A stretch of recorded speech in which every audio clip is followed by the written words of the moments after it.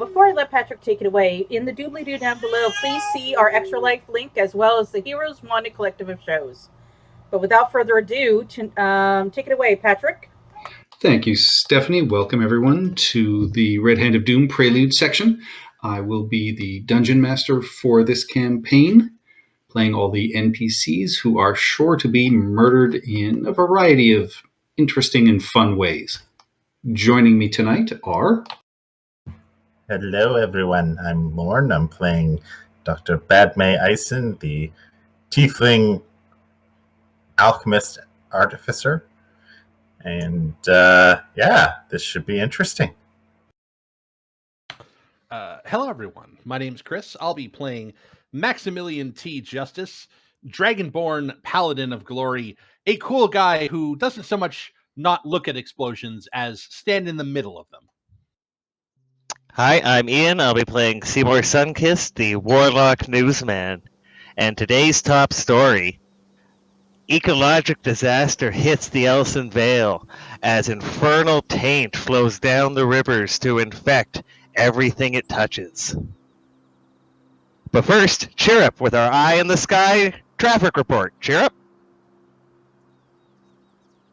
Look of death, Chirrup shoots you through the camera.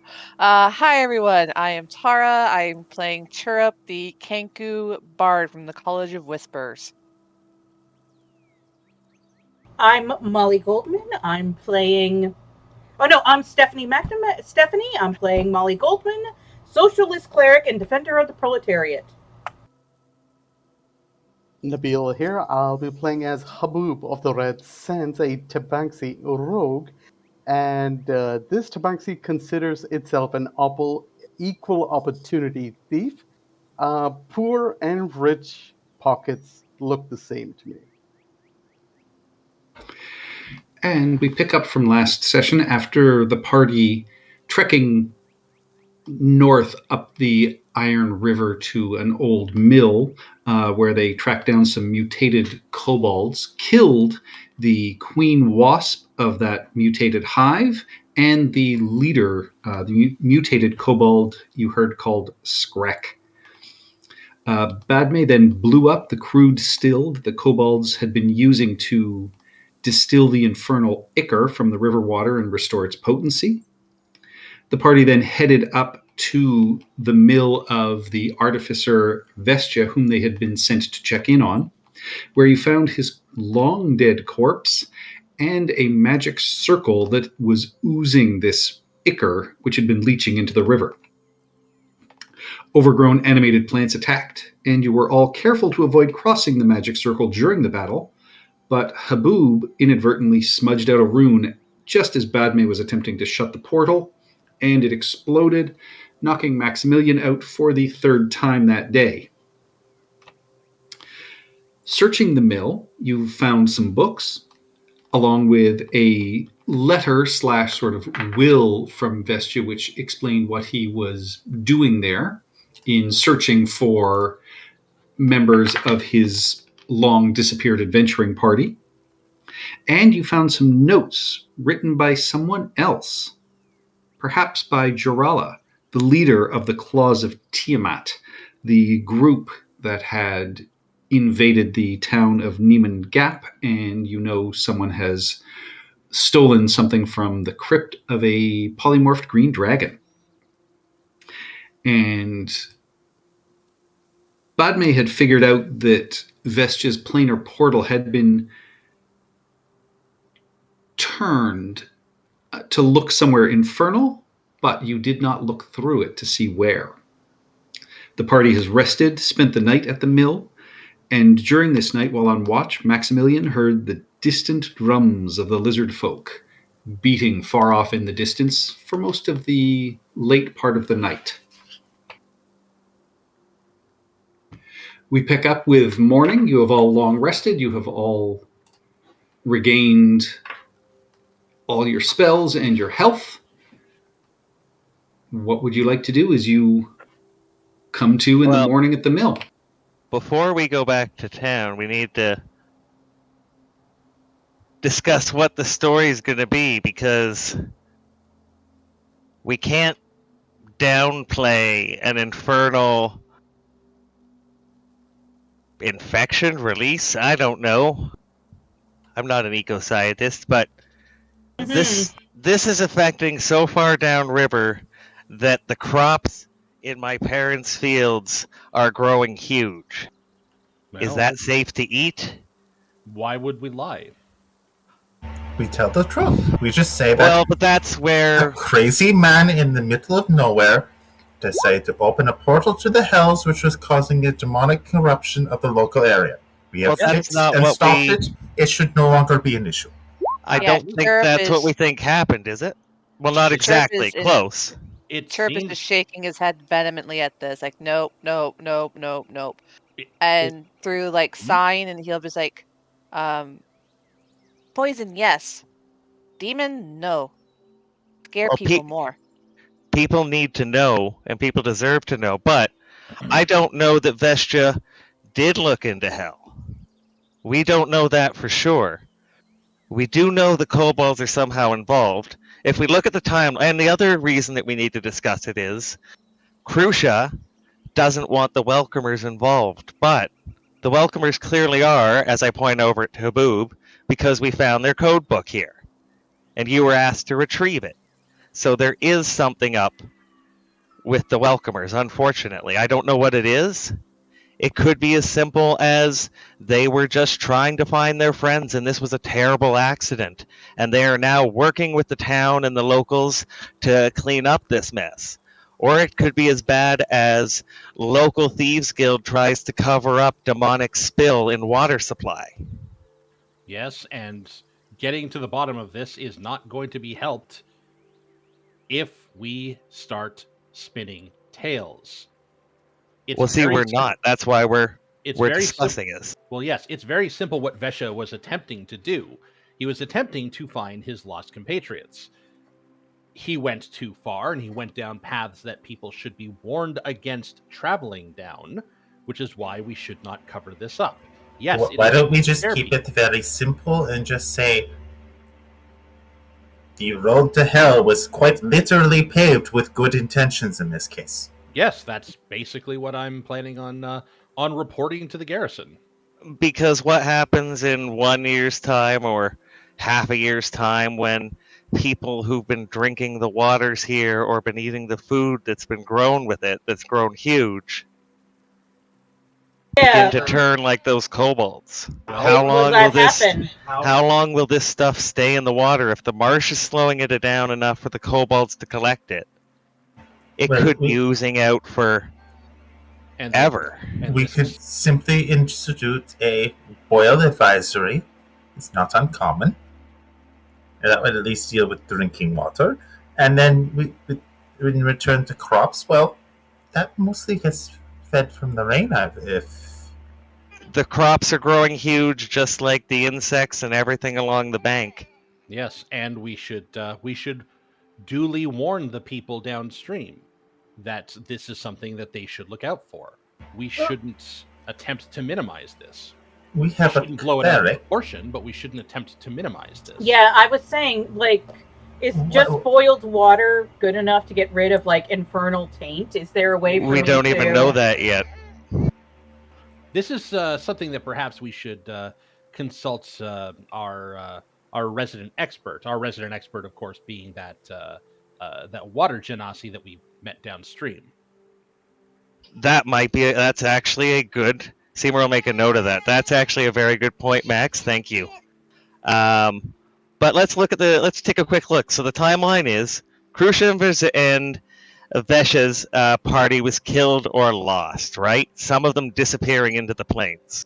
They believe that they were lost. Yes. Yes, a guilty Vesha begins searching the plains for their lost party members. Oh, Kashi, it's okay. Crucia, while not directly supporting him, is supporting him with she found him this place, as she said, and has been in constant contact with him, she said, every few months. So there is some support going on there. Vesha also wanted, or not Vesha, Crucia also wanted us to keep the Welcomers out of it. But remember, we found their book here, and if there's more to the story than just a terrible accident that's infected the area, we need to keep pulling strings. But at some point, Vesha dies. We don't know if it was he looked into hell. It could have been almost anything. But the kobolds came along at some point. They may have changed it to looking into an infernal direction. Their leader, Jarala, which I believe we got the name from at the temple, right? The kobold that had been captured during the siege of Neiman Gap. Yeah, so their leader, Jarala, found this place and could have turned the eye or the portal to somewhere infernal. We don't know if it was Vesha at all. But the taint begins. It begins to seep into the water. So for a month after his death, because we seem to think that the corpse is about a month old, right? No, the corpse is at least 4 months old. Okay, so for the last 4 months, at least, this ichor has been oozing steadily into the nearby marsh, where the kobolds have been concentrating it in that still that we found. Harvesting it, yes. Well, that means there's still the water slows down there incredibly. It's gonna be in that marsh with no one distilling it out for a long time. So yesterday, Jarella sent her kobolds to attack the festival at the opening of the temple. While we were busy fighting the kobolds, they snuck into the dragon's tomb and stole, well, we don't know, something, that orb. Let's see. So that's when Crucia let us know about Veja's experiments, and we shut down the hive and the still, and some of the kobolds escaped, some of the turned infernal kobolds. Now, we don't know how long they were operating that still. It could have been from day one, it could have been a week, but who knows how much of this chemical's gotten out there. Yes, that sounds about. So the final. Sorry, I'm just going to finish up the timeline. This is basically what Seymour's story is going to be so far, but we might keep out the welcomers stuff. We shut down the portal to find Veja's corpse. And for someone not connected to the welcomers, yeah, we did find a secret code book. So we need to talk to Crucia, I think, and see if there's more to this story that she's willing to tell us. I have a concern. If I understand Crucia's reluctance to expose her, let's call them compatriots, let's call them associates, perhaps, independent contractors, her friends, to this incident. But if Vesha had contacted the welcomers, and using these contacts acquired infernal or abyssal materials, or perhaps notes on how to summon a portal to hell or to the abyss, then the welcomers are trafficking in very forbidden knowledge. And that's why I said we have to discuss what we're telling, because this has to be known. People have the right to know that the water is tainted and the food could be as well. This is the right thing to do. And I hope you're all willing to do the right thing with us. As long as it's full disclosure, I'm willing. Absolutely. That's exactly what Seymour is implying. But with that, we might piss off the welcomers, and that's what we have to decide. Chirp isn't against disclosing everything in full to those we have to report back to. It's disclosing everything in full to the general populace that might cause more harm than good.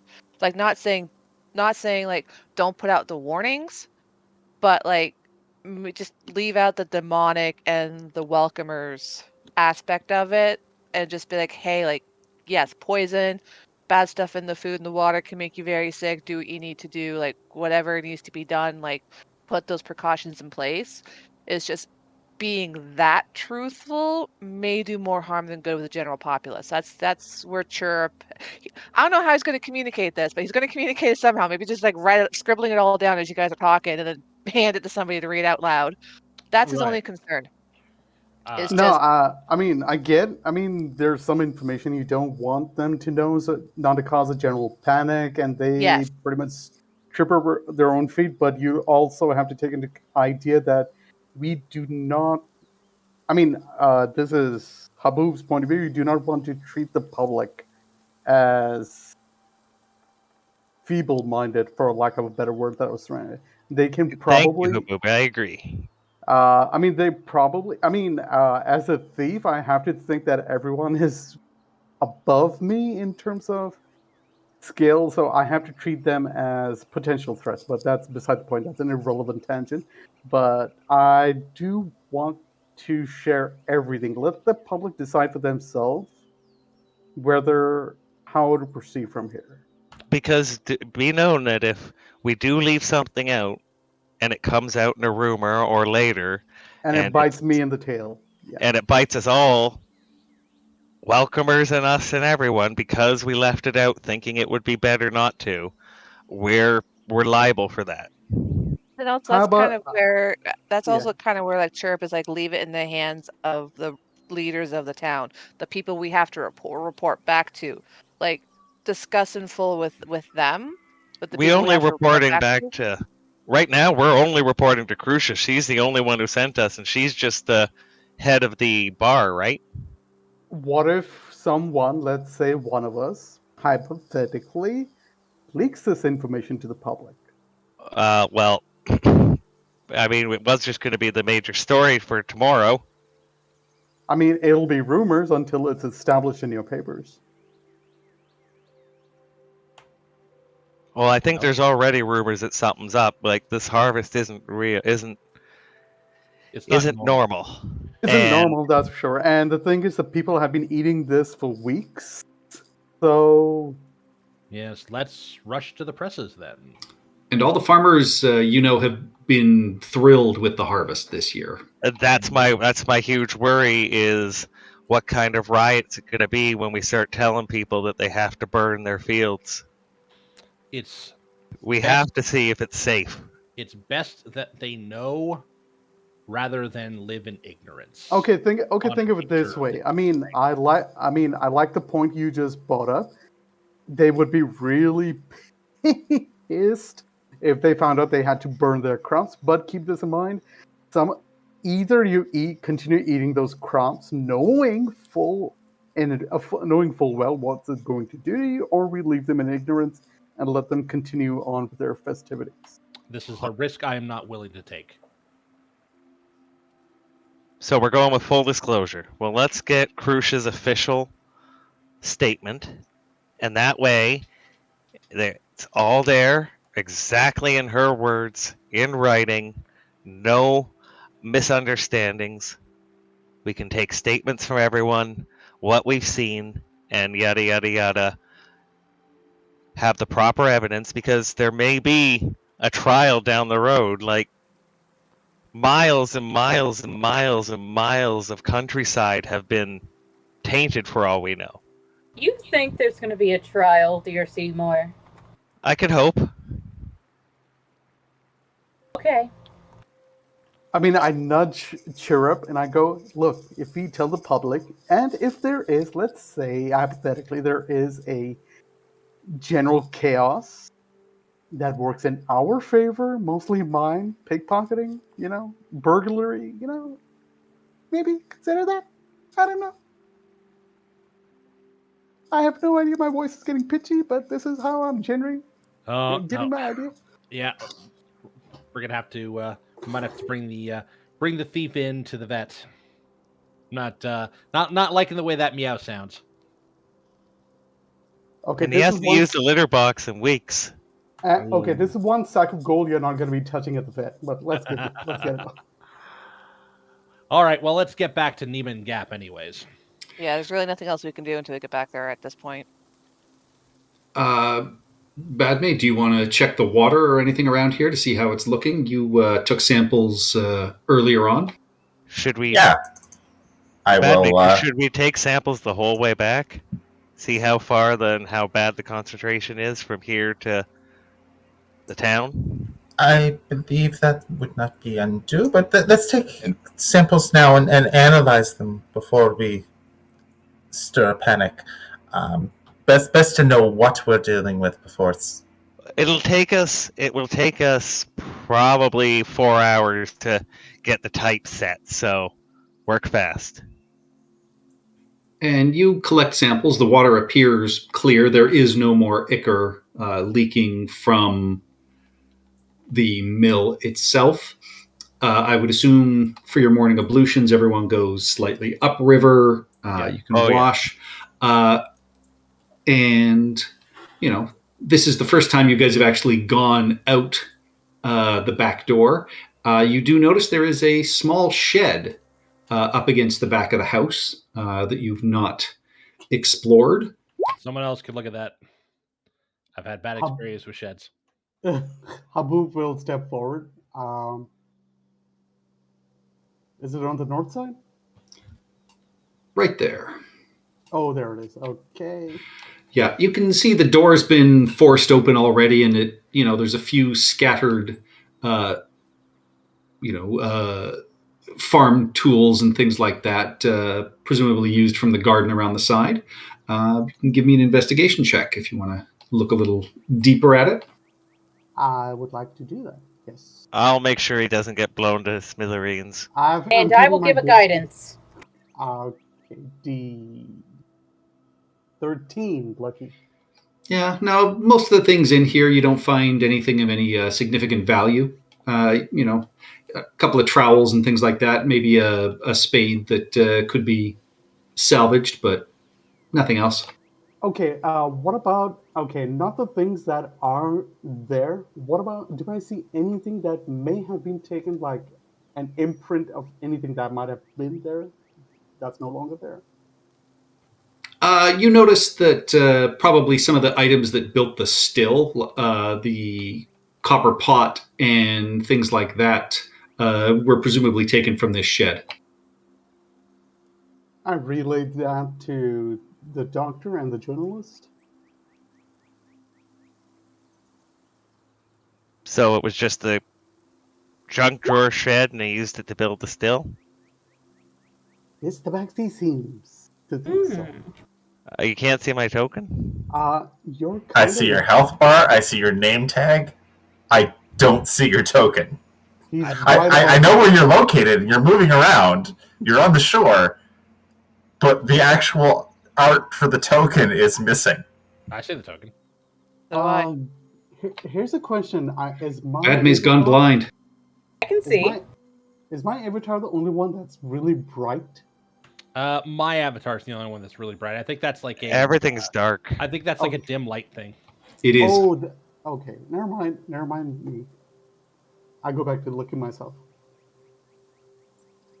All right. Oh, and from here on out, if any of you write anything, you'll find Index sitting on your shoulder correcting you like Clippy. So it looks like you're trying to write a ransom note today. Oh my god. An evil, foul demon has escaped the portal. Oh, okay. Now it happened to Molly. Which probably isn't too far off the truth. It's not a demon. It's an editor. All right. Okay, fair enough. You guys, you finish your breakfasts and start heading back downriver. Yep. We'll stop by, like Max suggested, with the talk to the water sprite. Yeah. That was actually a really good idea. She should be able to tell us how much of it's still in the water and how long it'll last. And as you wait at the same sort of spot, this sort of green-haired head pops out of the water, looking far more vital and happier than when you last saw her. And she beams and says, "Thank you once again for cleansing the waters. It is much improved already." Excellent. Well, I mean, we do what we can, of course. Do you Do you have any concerns about the marshlands up further north, or How long is the poison staying in the water? Is it dissipating fast? Do we have to worry about it seeping out of the marshes and down the river for a while? It seems to be almost gone. I don't feel as ill as I have over the last few weeks. And is there any nearby like crabapple trees or anything, or a giant plant, giant dandelion? There are could you- large plants and things like that I'll that are break all up one and off. down the all up and down the riverside, and you still And hear hand it to her. the large insects. Yeah, I'll break off like one of the oversized plants and hand it to her. And can you feel if it's still in this? We want to know how long it's going to last. If it's going to infect anyone who eats the things grown large. Chirrup, She looks at what you have done and just says, I can't communicate with this because you just killed it, unfortunately, but allow me to speak to some of the other plants that are still alive. Ooh, that feels like a faux pas. He's not a druid. Yeah, she goes up to one of the ones that is draped over the water, and you can watch her begin to sort of communicate, and the leaves vibrate a little bit. And she will turn to you and say, they don't feel any different. They just feel stronger. Whew, so with any luck, it's not going to infect anyone and turn them into insectoid infernal creatures like the kobolds. I don't believe so. They were taking the water out of the river. They weren't drinking it directly. All right. Oh, out of character. Last time, did we get her name? Nope. For my paper and for my notes, would you mind telling us your name and general job description? She smiles and just says, I'm afraid names contain power, and I cannot offer you that. What would you prefer to be called then? A pseudonym. The Spirit of the River. Oh. Oh, well, an interview with the Spirit of the River is quite an honor. A true Fae will never give their name away. You could just call yourself Brooke. She smiles and just sort of says, Brooke. Oh, I like that. Brooke. Yes, call me Brooke. The Spirit of the River, Brooke, has confirmed that the taint seems to be leaving steadily. Oh, that'll be a good ending to the story. So Chirp had a thought while we were talking, and he's going to scribble it down on a piece of paper and pass it to Badme, because he thinks Badme may be the best one to answer it. So this is basically from another plane. So, before she confirms that, hey, it's steadily leaving, wouldn't closing the gate cut off its connection and therefore would dissipate like a summoned creature kind of thing? I don't have the Arcana points for that, so that's why I'm thinking Badme might be the best one to roll for this. Would it be like cutting the head off the snake, metaphorically and somewhat literally? Thinking, you know how, like, player knowledge, right? When you close a portal to another realm, like, sometimes whatever was summoned through it or it was brought through it, connected to it, is just, hey, it's poof, it's gone. Would this work the same way? Is kind of like, hey, we've shut the door, we've cut the head off the snake. That's true. My worry was it was going to stay around like a taint, but you're absolutely right. Sometimes they just dissipate and go with the energy being gone. Yeah, that's where Chirp's mind is going, and he's trying to ask Badme this while you guys are talking to the plants. Because I'm pretty sure it's going to involve an Arcana roll, but either way, Chirp's not very arcanic, so it's going to ask the good doctor.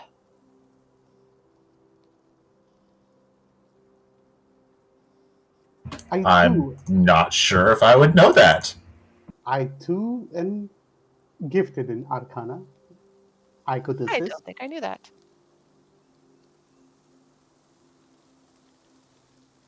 Would I know anything about that, Patrick? Well, if anyone is proficient in Arcana, they can certainly give me a check. I will guidance. I will assist, Doctor. My -1 says no. My plus Nope. 5 says yes. I got a 5 as well. So My plus 5 says I am having a bad day. Wow. that hurts. Yeah. It That's sounds right. plausible, but you're not entirely sure. You'll be more certain once you are able to take a bit of time and check these water samples. I'm Okay. not willing to stake my academic credit on it. So I'm waiting for evidence. My gut says maybe. Fair enough. Absolutely. Oh, take a couple of soil samples as well. Good idea. And here's a organic sample. As I try and palm off the plant I killed too. I was going to take it anyway. Yeah, because I'm fairly certain I would have. Well, I'd have to purchase it, but that I would get access to a microscope as part of my alchemist kit. So yeah, because I want an alchemist kit soon.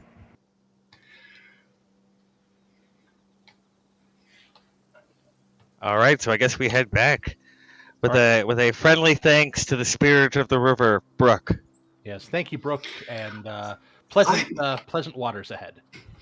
I'm in a good mood since you didn't find everything at the mill, but I would say you were able to put together an alchemist's kit from there, because he was an artificer and an alchemist. Yay! You're going to have to supplement some of the broken alembics and glass jars and things like that, but that is a minimal purchase. Well, Because they went boom in the explosion. Well, that and the fact that alchemist supplies cost 75 gold. Yep. Yeah, but Badme, in retort, Seymour hands Badme a retort. Moving on before the puns kill us all. Yes, you continue heading back downstream, back towards Neiman Gap and the farmland that you know. As the town approaches, you reach sort of, the simple crossroads near the river where both the Sun-Kissed farm is, as well as the smaller Goldman farm, which is, part of a farming collective with a couple of other families. Did you want to stop at either one of those places or head straight into town? Well, if does Badme have a place to set up her alchemy? Because it could be there's the farm we could stop at. I do want to grab one of those giant apples that she can test. I pull out my pack and open up the folding kit to show all of my tools. I just need a somewhat level space to work with. To the farm. We can drink there. Huzzah! And on Dad's tab. All right, you arrive back at the Sun-Kissed orchard. It is about 2:33 in the afternoon. It is another very hot, dry day. You can smell the early harvest as you approach, the ripened fruit adding a lovely sweetness to the air. You cross the small bridge over the water line, making your way down the long drive towards the main farmhouse. A very large single-story building. You see there are a few outbuildings surrounding it as well. What is surprising to you, Seymour, as you approach, is that it is quiet. The fields are empty. There are no workers out there. You see a couple of crates with, apples that have kind of spilled along the ground, but no sign of workers. What direction were those drums last night? They were coming from the west, far, far deeper into the marsh. From not this direction, okay. No, we're south. Which one of these were we using for the press?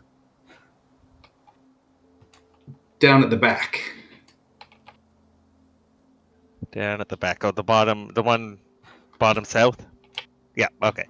Yep, bottom Well, south. we can head down there.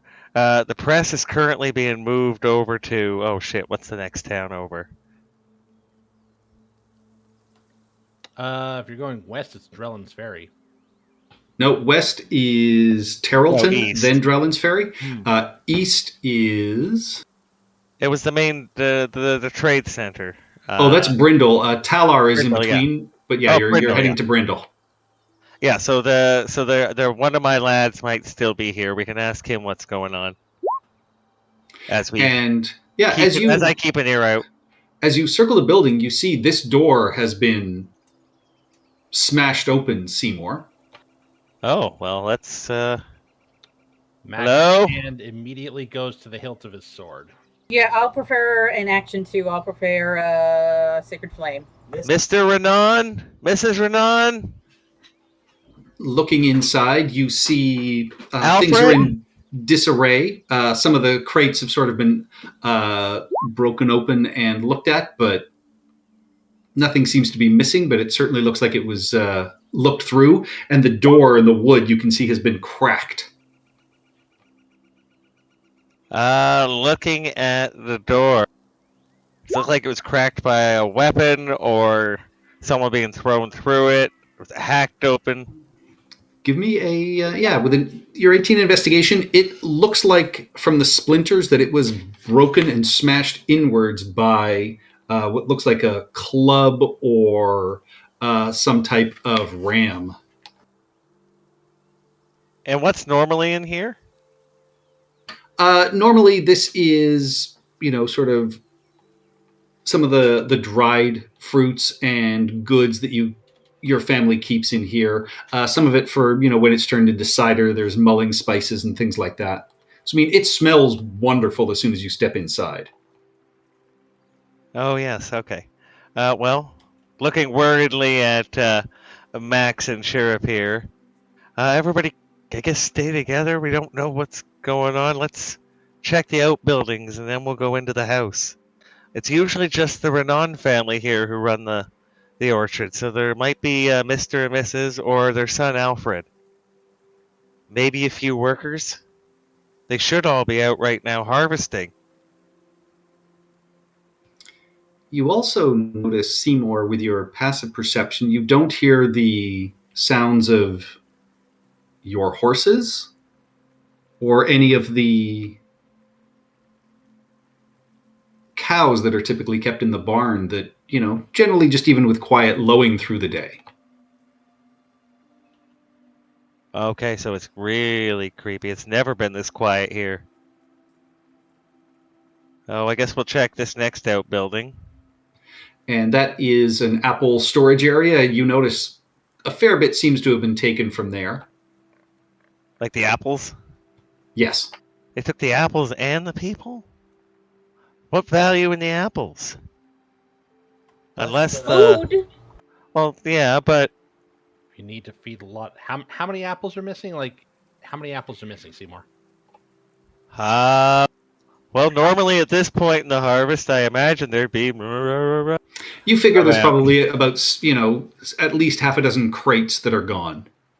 So not a bunch, because this is still the early harvest, and they've been larger, and quite a few were taken for the harvest festival, but it's a sizable amount. Okay, well, let's check the... see if the press has been moved. See if the lads are around. Are the 3 lads here? Going into your press room, you see there is spread across the floor papers and tomes, as well as what appear to be 2 dead bodies of lizard folk. And the press? Is the press okay? The press appears undamaged. As Seymour checks that as he's stepping over the the bodies. Oh God, when the lads are here. Where? Oh Yeah, you God. see no signs of the lads. I will say it's fairly noticeable to you and to you as well, Max, that there are what appear to be like drag or scratch marks in the floor. It looks like somebody was dragged out of here. Oh. We Well, we should have ran through the night once we heard those drums. But it was going from a different direction.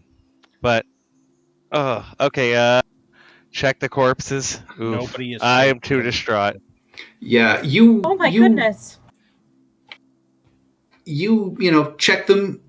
It appears that they have been either bludgeoned or crushed in some way. It's kind of strange. And as you are, checking over the press itself, you can see, a couple of blood stains just at the periphery of it. Seymour. Oh, good girl. All right, let's check the other buildings because they're not here. Oh, I am going to. And Seymour's getting very flustered. He's not really accustomed to being angry. I guess that's what you'd call it. Patrick, is this a thing? I think that's the wagon. Oh yeah, out in the field, you see a fucking massive wagon. And Seymour just offhandedly says, "Oh yeah, that's my travel wagon." But it looks like something that needs to be, drawn by at least 4 horses. Yeah, where are the horses? Oh Well, no.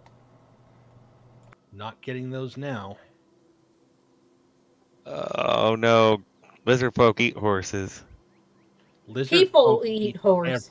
Lizard folk eat everything. People eat horses. Germans did it. All right, let's check. Let's check this last outbuilding, and then we'll check the house. And no sticky fingers. These are common. These are good, common, honest, working people. Yeah, in the main barn, you can see that clearly, there's another sort of wagon that's been left behind here, and a large empty area where at least one cow was kept there just to provide sort of milk and things like that for the Renan family. Okay. And okay, let's see what's in the house. And Seymour's kind of you see he's got like a handle, like a metal handle from the press in his hand, and he's kind of spinning it in his hand in a distracted way. I'll go in first. All right, and this is a very well built wooden structure. The walls you can see inside have been stained a dark green, rippled glass windows, and you can enter into sort of a large living space with also what appears to be, a press for cider in the back area. Again, the doors have been smashed open, and you can see broken furniture.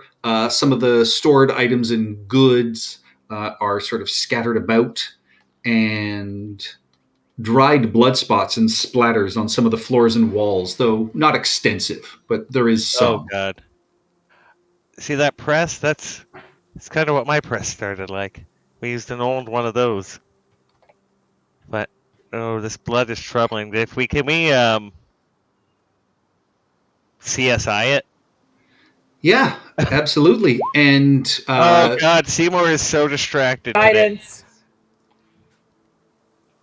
Yeah, I will say. I mean, Haboob rolled a 21 earlier, so I will take that as well. So yeah, it is very clear to both Chirrup and Haboob that somebody broke in here. There was some sort of struggle. You find a like a woodman's axe buried in one of the walls just over around the corner here. So, somebody They fought definitely back. put up a fight.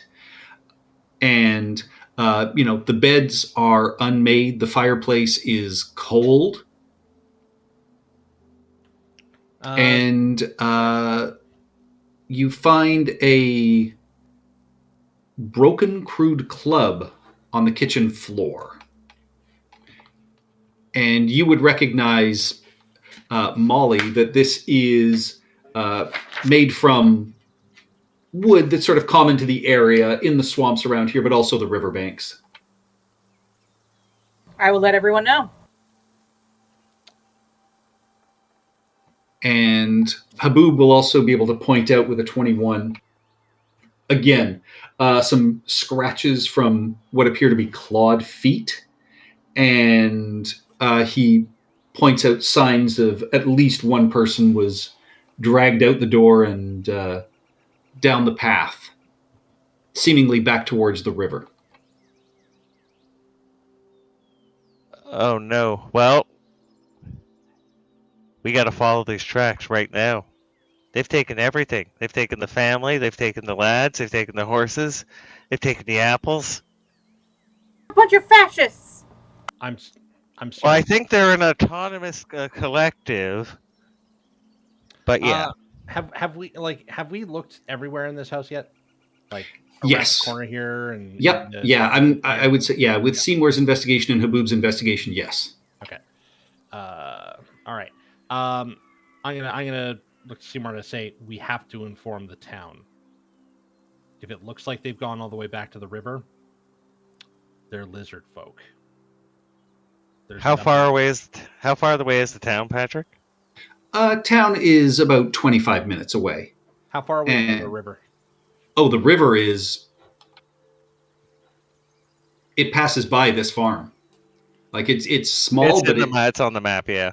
Yeah, it's on the map here, and the river also goes past the Goldman farm as well.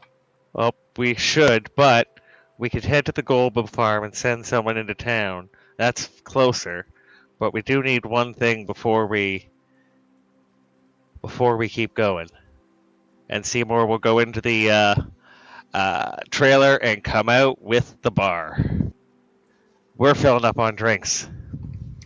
Seymour, I don't think this is the time. Oh, it's always the time. I just quickly fill up my 2 flasks in the wineskin, and we are ready to go. I will also fill up a quick flask. Unfortunately, Seymour, your trailer has been ransacked. Oh no! And all the booze is gone. Oh, Ryder, no! This is not happening. Okay, no, we can do this. We can. Okay. It's all for the proletariat, remember. Now it's personal. For the booze, I mean for the renowned family. And the lads. All right. For the lads. Before we run to town, should we check to see these drag marks if we can see... Because, they're lizard folk. Yeah. If they drag them into the river, they're not coming back. But we should probably check to see that way anyways. Yeah, I agree. At least we can see if they went upstream or downstream. Hopefully by the angle they go in. I am not on my best game today. Yeah, you all head down to the riverside. It is clear that, something was beached here. You find a small gourd canteen wedged between a couple of rocks. It is empty, but has a nasty kind of odor to it. Oh, even I wouldn't drink that. I'm taking that with us. That's that and the broken club. That's all the evidence we should need for a lizard folk attack. And Maximilian, you recall that as you were traveling to Neiman Gap through Tarleton, the farmers there had been complaining about potential lizard folk stealing their livestock. Yep. Looks like they graduated from rustling to something worse. Well, we'll send word from the Goldman farm to town. We'll send word from there to Brindle to. Oh, wait, no, my father isn't in Brindle. He's all the way over in whatchalls it. Denovar? Yeah, the faraway one. Denovar. Yeah. And but I guess there's got to be a way that they communicate, right? There's got to be a service where you can hire a message. Oh yeah, there's messenger services. So we can send the Golbins to do that, and I know my father will probably want to send some of the game wardens out to watch the farm. Ooh, I hate them. Yeah. Well, let's get to town, anyways.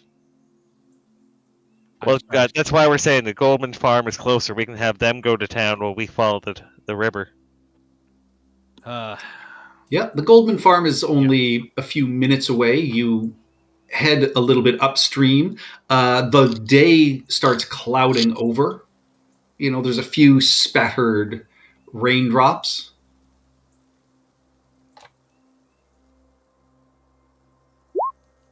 And as you make your way, you know, into the sort of collective of farms, once again, everything appears to be very quiet. You see nobody out working in the fields. You do notice, however, that there is a large bull that remains in one of the small paddocks. And just off down to the south, you see there are a few cattle that are still left inside one of the larger fenced pastures as well. But other than that, yeah, Molly, as the rest of you approach, everything seems quiet. Though Seymour, with your passive perception, you pick up the smallest of noises coming from this sort of house here. Just, it sounds like something got sort of nudged or bumped and sort of got knocked over. Seymour will quietly get everyone's attention quietly and point towards the house. Okay. I'm going to sort of motion to everyone to stay low and let's approach cautiously. With stealth. All right, everybody give me stealth checks. Oh boy. Hey, you're the thief. You should be awesome. No. I was saying, oh boy, on other people's All behalf. right. So I'll go to this side of the house. I do like how they added the fact of if you're wearing armor that gives you disadvantage, it will roll with disadvantage now. Yeah, I appreciate that. Actually, I don't, but whatever. It's fine. Them's the rules. I need that 19 AC. Yeah, you see behind this house, Seymour, there's a small chicken coop. There are still chickens that are kind of scratching in and around the ground and pecking away. If only I had kept the speak with animals.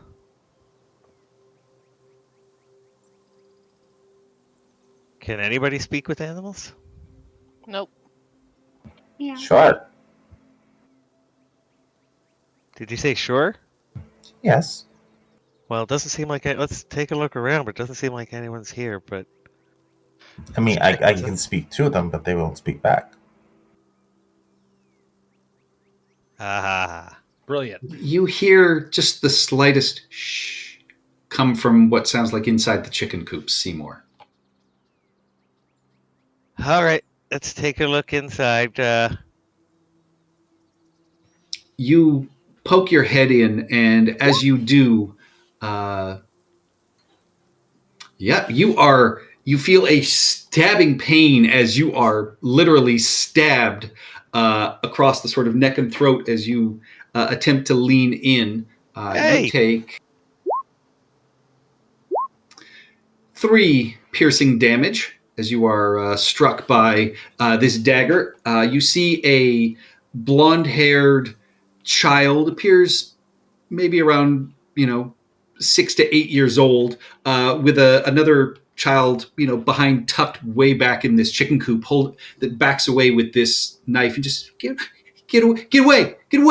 Do I know the kid?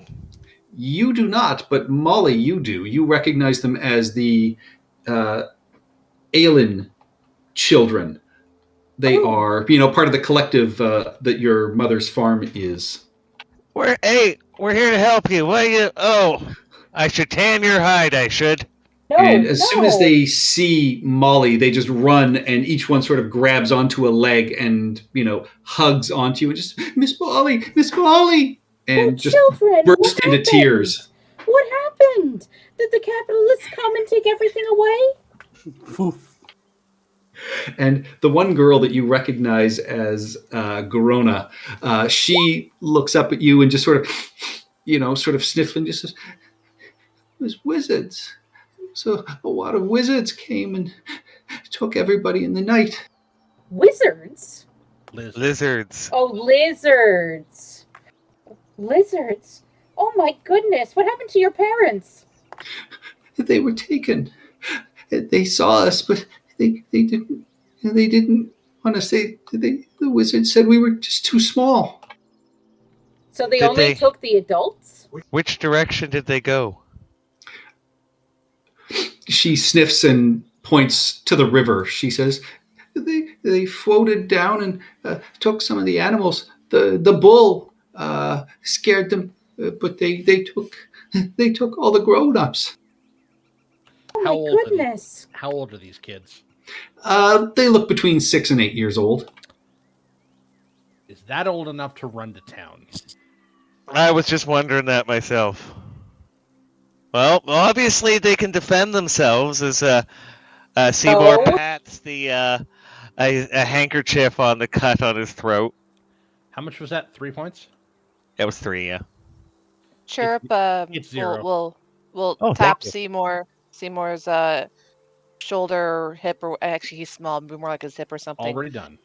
and then point up to his little imp familiar friend, and then point to town, or point to the imp, point to the children, and then point to town.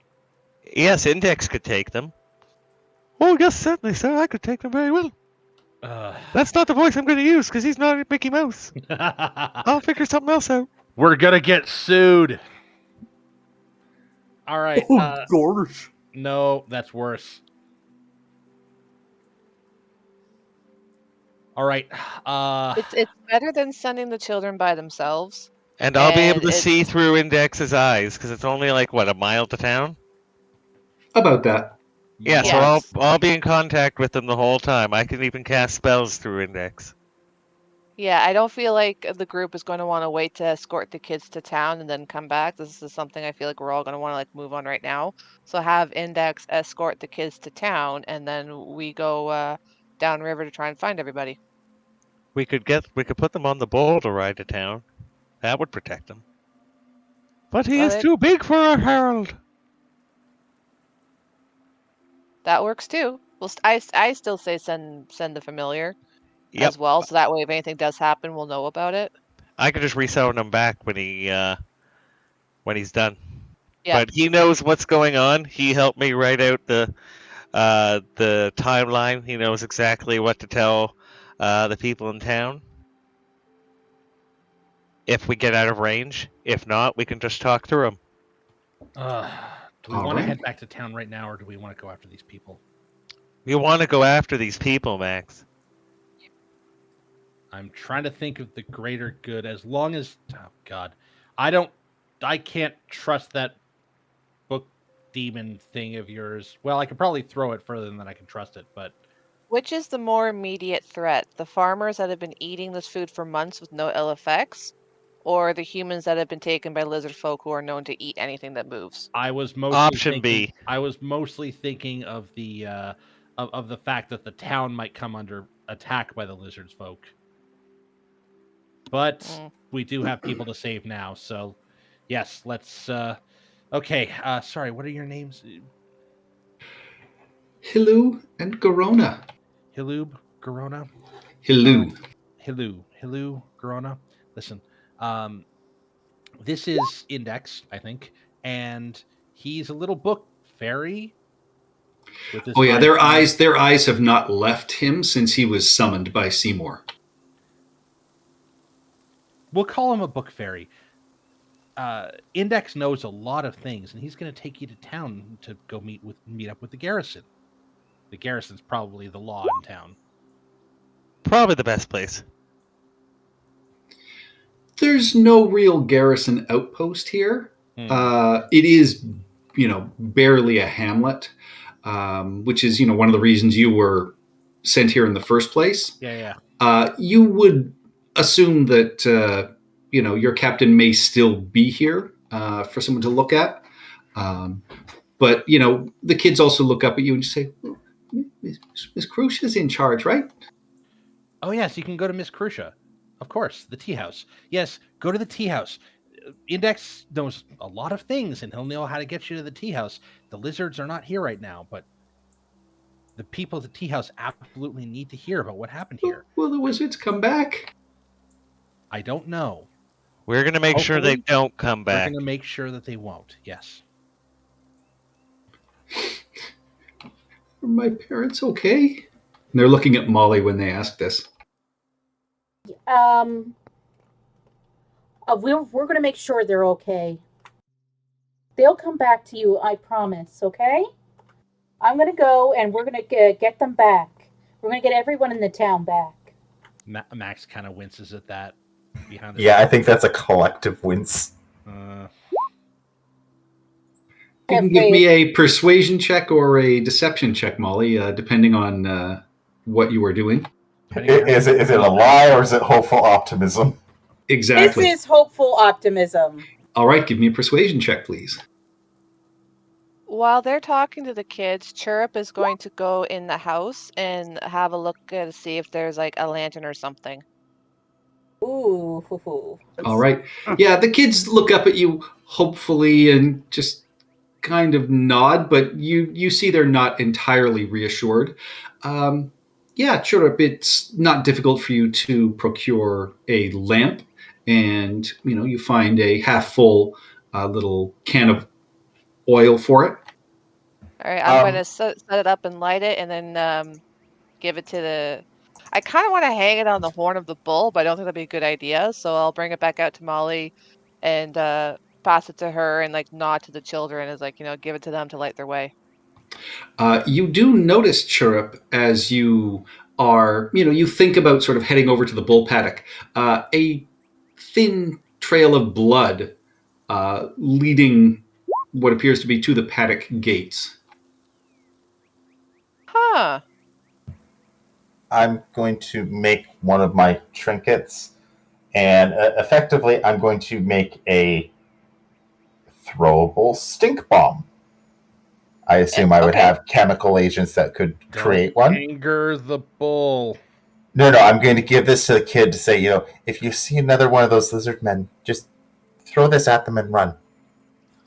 Okay. And then Chirrup is going to don't throw it at anyone you really care about.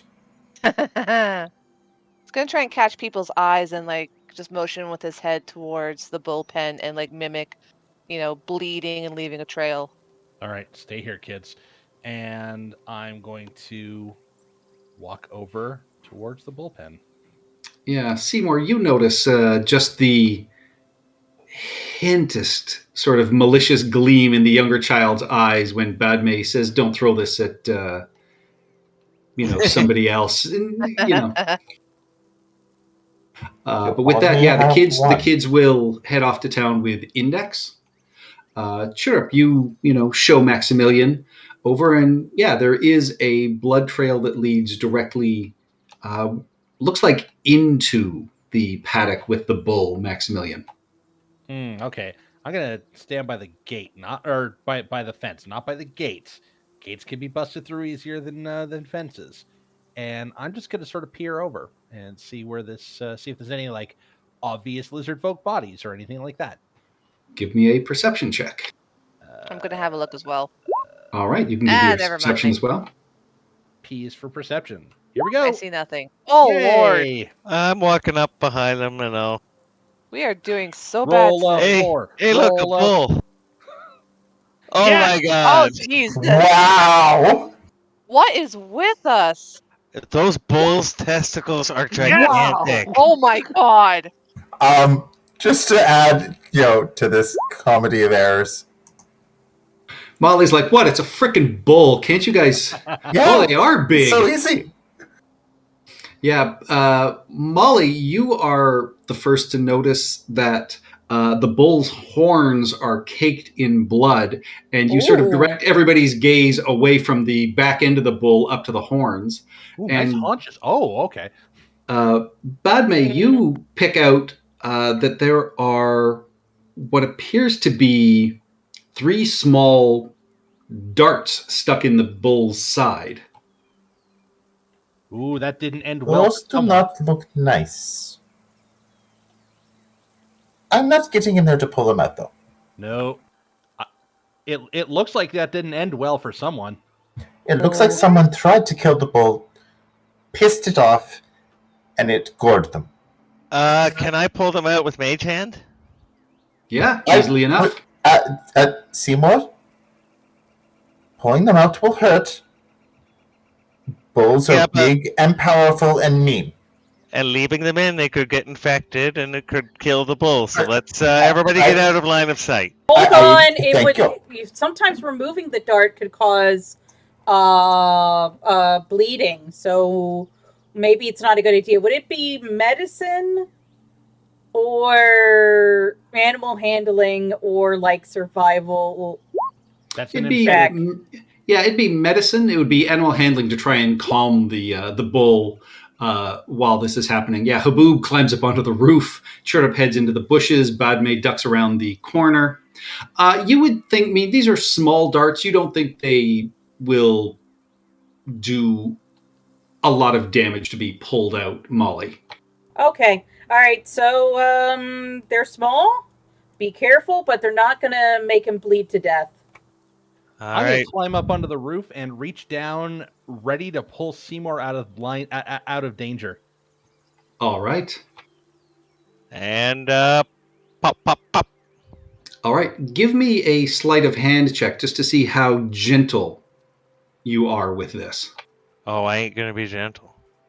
Oh, if you're not trying to be gentle? No, I just mean I'm not going to roll gentle. See? Oh. All right. Yeah, you pull them out, and the bull snorts and kind of stomps and, makes a move towards you, but doesn't charge. Easy, buddy. It's okay. It's okay, buddy. Yeah, We're friends. It does. Oh. I take out my red hanky and wave it at him. Look, friends. I immediately pull Seymour up onto the roof. All right, yeah. As you do so, the bull does, gallop forward, doesn't charge or break through the fence, and seems a little calmed without, having Seymour directly in line of sight, but certainly does not look pleased and sort of gores the ground and the fence a little bit before turning back and heading back in just to eat at the almost empty feed trough that's there now. We're gonna have to send someone back to the farm to take care of the livestock. Oh, but I just told Index to tell them in town to send someone here to feed the bull. All right.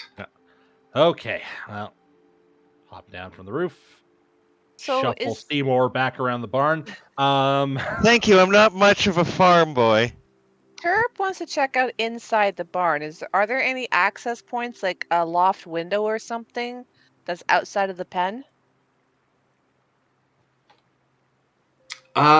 There's the gate. There is a loft window that, can be used to raise or lower things into the paddock itself. Okay, I kind of want to perch on the. How easy would it be to climb up to the loft window? Do we think? Not terribly difficult. Haboob can do it naturally. It would be. Give me an athletics check. It's fairly straightforward. There's usually a ladder on the inside of these things. Yeah, the door's probably open, Sheriff. Jesus. No, that's it's easy enough for you to do. It's a little more strenuous than you would like, but you are able to climb inside the barn without any issue. Okay. Yeah, I kind of want to look around and see if I can find anybody bleeding to death in here. No sign of any injuries in here. You can see there is a small pigsty, and then the far door is sort of open to where Badme is as well, and it appears that there is a stall inside for presumably what look like cows, as there is a milking bucket there and what could be an ox, and they are no longer there. Okay, so I can clearly see into the stall. Oh yeah, once you look inside the barn, I mean, there's enough light, and the doors again were broken open, so you can there's enough light inside that you can see directly inside it. Okay. Any like bales of hay that could be hiding someone or something behind them? Yeah, there's a few bales of hay. No sign of a blood trail here. I mean, the blood trail Okay. you would have sort of picked up in Seymour and Maximilian. You can see the blood trail leads back down to the riverside. All right. They said they went downstream. Okay, so I just really wanted to see if there was anybody or anything like hiding or dead in here, and there's nothing, so I'm Yeah. happy. Yeah, you can see 3 sets of clawed footprints in the barn pretty easily. I've also noticed this little guy right here. Yeah, there's a good-sized rowboat down there. Cool. Imagine that. Chirp will hop Imagine that. down and just walk across and out the other side with Badme. All right. Let's check the house and then let's get on this boat. All I right. was already in the house, but granted, I was only looking for a lantern. So I don't think there would have been anything else of note. Otherwise, I would have reported it. Yeah, I mean, things were smashed and broken, things like that. I mean, you were specifically looking for the lantern, which was pretty easy to find. You can give me an investigation check if you wanted to just look over anything else. Yeah, I was just, hey, if there was a body in there, I think I would have seen it, even though I was looking for just a lantern. Ooh, haha. Yeah, sure. As you were looking around, you also noticed under one of the floorboards there's a small chest. Why am I always finding this stuff when no one else is around? Okay, well, as we're all heading back, I'm just not even gonna say anything to anybody. Going to walk back into the house to the chest. Is it locked? It is not. I open the chest. All Are right. we robbing the poor dirt farmers? Maybe. We'll see what's inside it. I will whisper it to you. Okay. The unholy spear of a violation. All right. So, to the boat. Sheriff, stop robbing the house and let's go. Tucky. Let's go, Goose. These aren't capitalist scum. All right. You all pile into the rowboat, shove off into the river water. It's now late afternoon. I will say that Molly, you also know enough to, just grab some tents and basic camping gear and things like that in case you're out in the marshlands overnight. And, it is your family farm, so you're not stealing. Yippers. All right. And Sheriff, with on the that, other hand. Yippers. let's take a 5-minute bathroom break, and you will hit the water. Woo. I like a lazy river. Oh, excuse me. All right, I'll be right back. Better drain the snake before we go down the lake. Boo.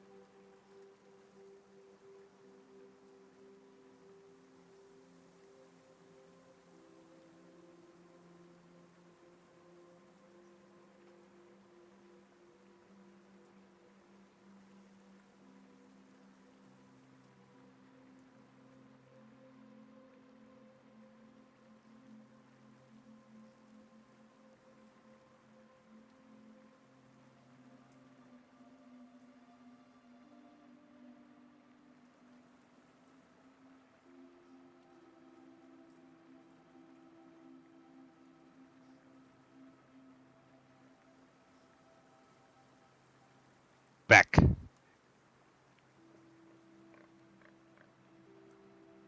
Hello. Hello. Row, row, row your boat. Can't look at the stream. Sing the song till Max gets pissed off. Life is but a dream. This I remember having a really Chirp as a thief. I'm really liking this. It's just like stealing everything that isn't nailed down. So you did steal just now. I don't know, did I? You just said you just steal everything that isn't nailed down. There's no proof. There's no nails in Exactly. this boat. That's how I'm planning on playing him. Like I really want to play him as like really like ruthless and just like, oh okay, it's unsecured and people are dead, I'll just take it. Like that's how I want to play him. It's just like, I mean, it's not like the dead are going to object to it. Well, we don't No, know they're just you dead. guys. They're just taken. I mean, fingers they're- crossed they're dead. It makes it taking it easier. Also, was that Molly's house you robbed? No, this I was this one I found the chest in. That's Molly's house. No, it No, wasn't. it's not. And to be fair, I don't no To be offense. fair. To be We're fair. all acquaintances still. I don't consider y'all friends yet, so you're still fair game right now. To be fair. To be To be fair. fair. To be fair, Cherub's pockets are filled with giant apples. Is everybody back? Yep.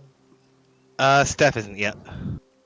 I'm so happy that Crave has Letterkenny. Oh, I can't wait to start watching it again.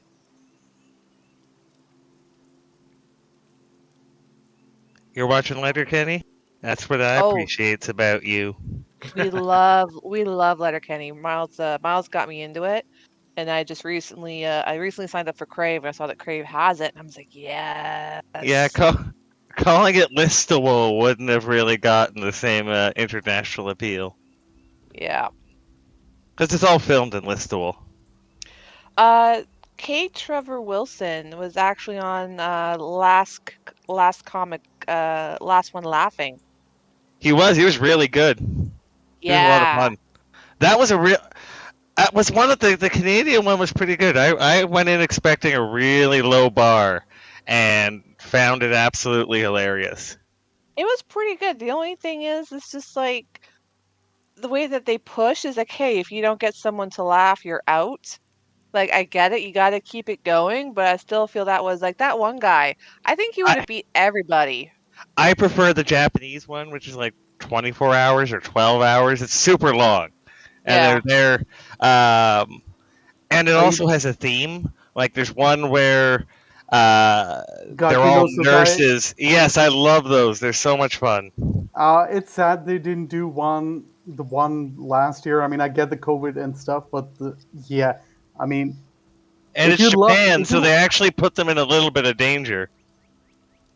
if you ever watched Jackass and if you love Jackass, this show we're talking about, Gaki no Tsukai, is the Japanese version of Jackass. Laugh Out Loud. It's a Japanese version of Laugh Out Loud. So Laugh out loud. Yeah, they lock like a half a dozen of the country's best comedians in a place for 24 hours with a bunch of stuff to try and make them laugh, but they can also try and make each other laugh. But when they laugh, they don't get kicked out, they get hit. Interesting. I don't know how to spell it. Nabil probably does. Look them up. Rogue Miles Hydrogen? will. They're so good. Did you know that Wipeout came back? No. Yes, Taka, Wipeout. that Takashiki's castle one? Takeshi's Castle. Sure, that one. That's new game. Okay. Wait, are you talking about the dubbed version of Takeshi's Castle or the original Takeshi? The dubbed version is called Most Extreme Elimination Challenge. I believe. And right both you are Kenny. good. Right you are, Kenny. All right, we ready to go? Yeah.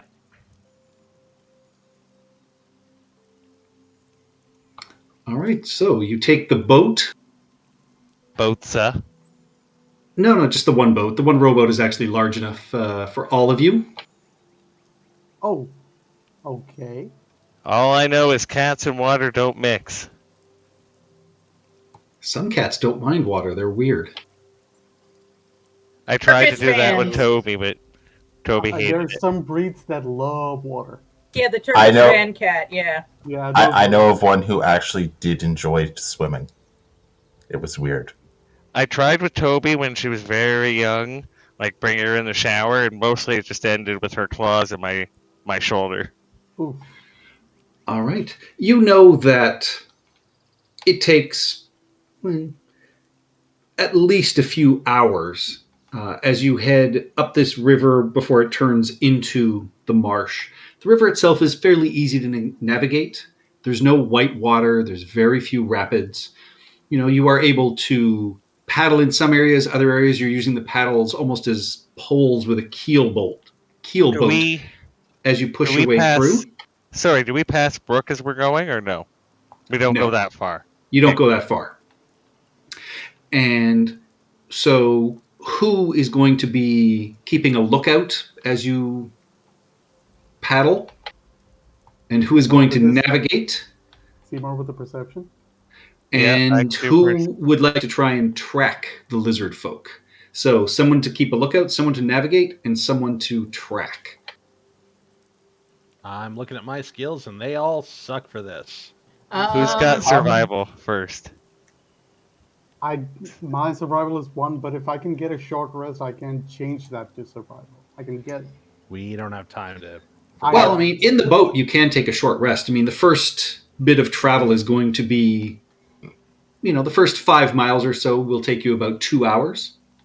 And then you're going to start entering the marsh area, which Molly and Seymour both know is a little more open area with scattered islands. Mm-hmm. So with that 2 hours, I am going to commune with the spirits, because Phantom, that's why. And I'm going to change my Arcana to Survival. Proficiency from Arcana to Survival. And I guess I'll do perception for being lookout. So who's navigating? What would the navigation be? That would be a survival check. Yeah. I have a 2. I have a 3. I have a 2, but I like Nabil. I can also give myself. You can only proficiency. do one at a time. Yeah, so if someone else has a higher who has a decent perception, because I can switch to survival. Mine is a 5. My perception's a 5. Yeah, then I'll switch to survival. Okay. All right. Okay. I'll guidance myself. And I should double check my number of spell slots, because I think I'm more than 2 now, but I cast. Borrowed knowledge. Ooh, hot damn. Nice. Now let's get some survival rolls. Proficiency just literally adds just my proficiency bonus, right? Correct. You just had it. Yeah, Molly, you've, paddled up and down and in and around this area. You make this go much faster. You're able to avoid some of the larger rocks, some of the more shallow areas. So you make very good time. Nice. Oh yeah, watch that rock. I still have a scar from it. All right. Yeah. That's a 14 for my survival. All right. So you're doing the tracking, Seymour? Or are you doing the lookout? Because lookout is a perception check. Well, I thought we needed 1 perception and 2 survival checks for this. You did. I thought Haboob was taking the other survival. He was doing 1. And I then thought it was, yeah. I thought he was All doing right, 1. Molly did the 1. perception. All right, yeah. So Molly, you're keeping a lookout. And Molly, you notice as you exit the main river and enter into one of the open areas of the marsh where, there are open islands here, a whole bunch of sort of smaller ones, some that are sort of medium-sized. The rain has started falling in earnest. The skies darken a little bit. Mm-hmm. And Molly, you, with that check, notice that on this little island that you are passing by, what appears to be a plume of smoke. I'll immediately point out to everyone, look, everyone, smoke.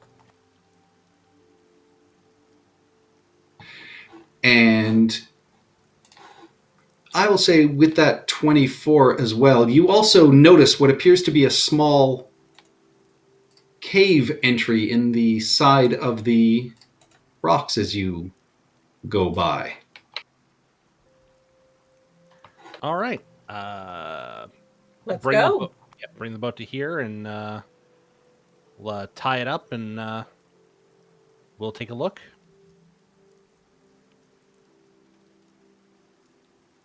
All right, you step off onto the sort of gray, black, sandy beach. Why are there 2 Maximilians?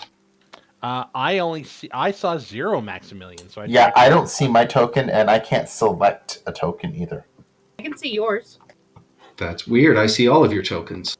Are I'm some gonna of them refresh. are some of them on the DM layer?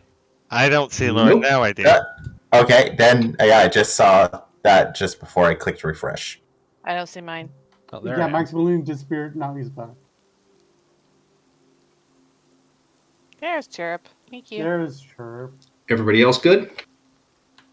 Yep. Good. Yep. All right, so yeah, you step off onto the beach. You can smell what seems like sort of pleasant, sweet cooking smells. Okay, is that coming from the direction of this fire here? Well, the fire, you climb up the hill and you can see the fire is actually burning out of what appears to be a hollowed out tree. And, very skillfully hidden, but because Molly was able to point it out to you, you can see that, yeah, this does appear to be, in fact, be a chimney. Okay, and that goes down. Yes. Presumably wherever this cave leads. Yes. All right. I will pop down the hill and let everyone know. In we go, I guess. It's a sandy beach in front of the cave. Yes. Are there any tracks? There are smaller humanoid footprints. Most of them look like they have been brushed out, but you can still barely pick out a couple of the footprints. So maybe kobolds? No, they look humanoid. Not clawed like some of the other footprints that you've seen. Well, are you going in swords blazing, or are we just going to announce ourselves? I say we knock on the door. It's humanoid, so it doesn't look like a lizard person. Maybe they've seen the lizard folk. Maybe. So you assume to send someone that looks like a kobold to the door? I was just about to say, no offense, Max. I do not look like a kobold. I look like a beautiful bronze dragon. I could make you look like one of them for 10 minutes. I would rather not. I don't think that's necessary. But if we're just knocking on the door. Hello, sir? Madam? We'd just like to speak for a moment. Oh, let's not crowd the door. Let's back up a bit. So it doesn't look like we're... Back up a bit, Molly. Just a minute. And poking its head sort of around the corner, you see a small, about 3.5 foot tall, blue-gray skinned creature, massive pile of gray hair tied up sort of above their head, long beard that has been sort of tied off into 3 major strands, almost like gray-white eyes that, even at this height is kind of hunched over and just looks out at you and just says, yes? Oh, we were going to ask you, sir, if you've seen any boatloads of lizard folk go by. in the Yes, recent past. Yes, we were just looking for some people that have been absconded with by the local lizard folk, and we were wondering if you'd seen them go by last night. I've seen him come by for the last couple of days on their rafts. They don't bother with me. I'm too small. And the drums have been keeping me up at night, which is good because usually the visions keep me up, but the drums are at least a little better. Well, hopefully we'll be able to solve one of those problems for you. Do you know? Do you want to come in? Well, I got sure. cookies. Absolutely. I'm. I am. Can I inside him? Sure. I'm completely one to be receptive to hospitality, and natural 20, by the way. Same number. He seems genuine. He's a little sort of twitchy and odd. You see sort of a crooked kind of smile. He's excited if you would sort of join him in his hobble. My arms are tired from rowing. We do need a short break. I was doing most of the rowing. Yeah, well, I was... What was I doing? Supervising. Navigating? Yeah, I was navigating. Anyways, sorry, friend, we didn't catch your name. Bumburp is what my name kind of translates to. Bumper. Bumber. Well, Bumburp. Bumburp. Bumburp. Bumburp. We'd be glad to join you in your home. Of course, we are in a bit of a hurry here. We are, of course, chasing after some kidnapped villagers, but we would absolutely love to. There's a contest or something going. Are they contest with who?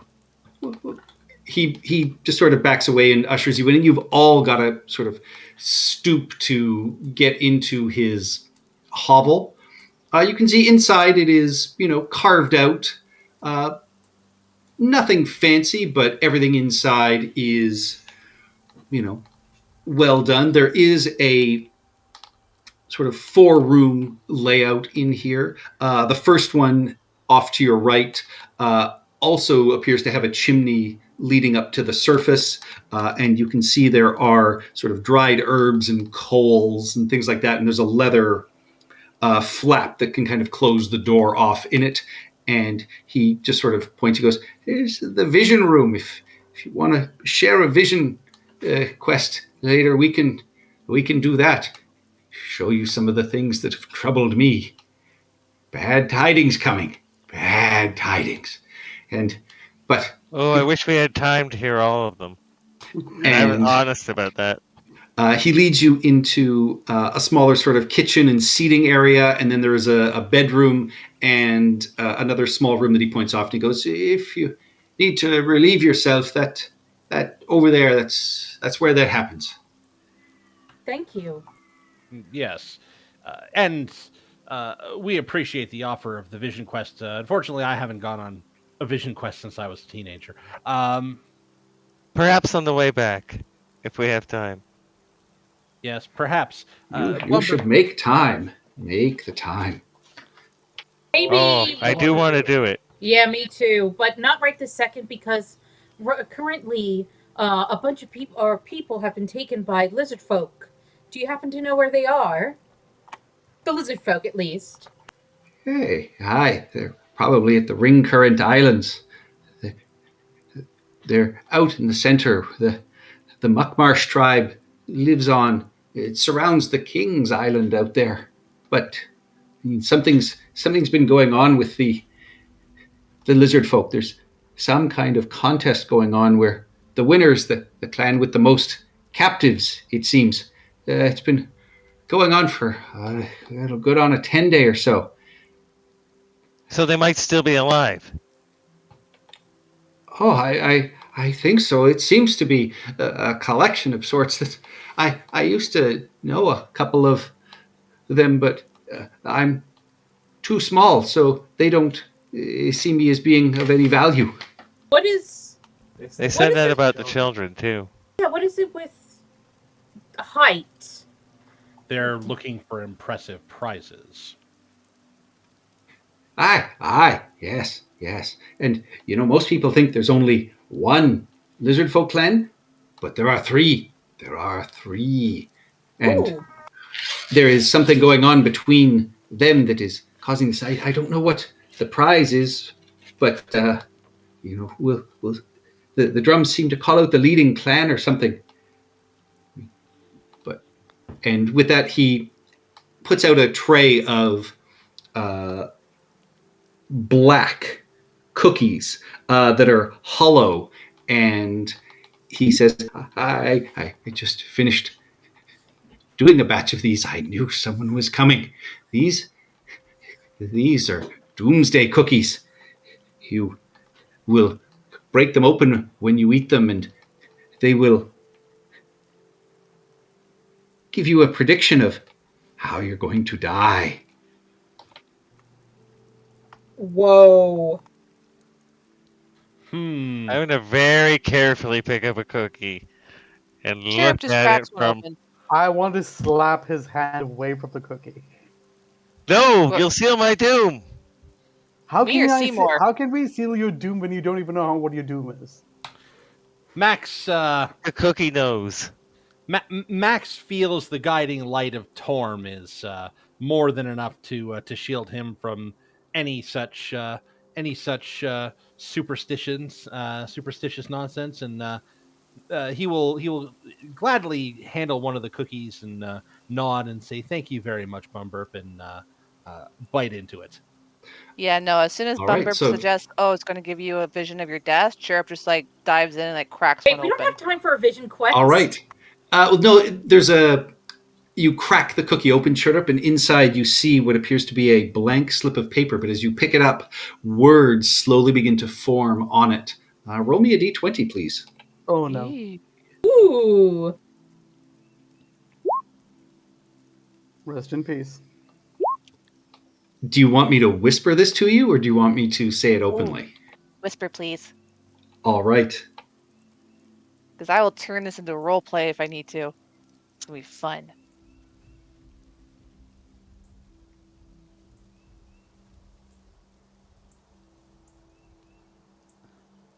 But they're not poisoned when they eat them, right? No, and you see Bumburp will sort of crack one open, happily eat it, and I mean, the flavor is very sweet. It's some type of sort of sugar paste, but he just says, yeah, but they turn black when you bake them. Doesn't matter. They're not burnt. They're tasty. Okay, Seymour will try one too. Send me. Sure I'll are. try one. I think All I'll right. try one. Maximilian, do you want it whispered or do you want it open? Give it a whisper. All right.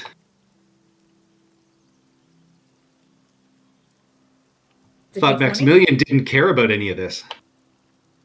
Yeah, but everyone says that when they get fortune cookies, and they all look. Fortune cookies are fun. You're supposed to end your fortune cookies with the sentence "in bed." Does Sheriff cracks his open, takes a look of his paper, and then looks behind him. What does he see? At this point, you just see, the sort of hovel. You see a small lizard creature that is, sort of climbing up the wall and just sort of flicking its tongue. And Bumburp kind of giggles and just says, if it comes true, they say these papers turn into a scroll that can bring you back to life. Sheriff will tuck the paper away. And eat the cookie. I suppose I would join the group. I mean, I would like a get out of jail free card, or in this case, get out of hell free card. Don't whisper mine, because Seymour will read it out as he reads it. All right, Seymour, yours says, beware the Viridian in color and emotion. The hell does that mean? Viridian. I think mine's broken. Is that an It's your STD? fortune cookie. Molly, do you read yours out loud or do you just read it and tuck it away? I will read mine out loud. Are you able to copy and paste that so I can put it in my Yes, notes? I will. Same here.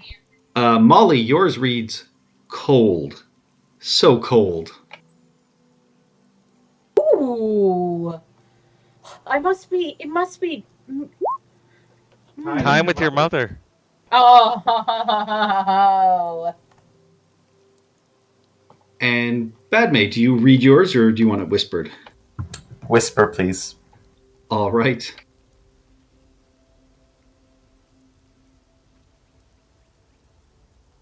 I like how none of us has gotten the same number. No, that means that there's going to be no TPK. It won't all be from the same source. Until we Again. come across a Viridian armored white dragon. That I'm jealous of? Yeah. Viridian just means blue-green.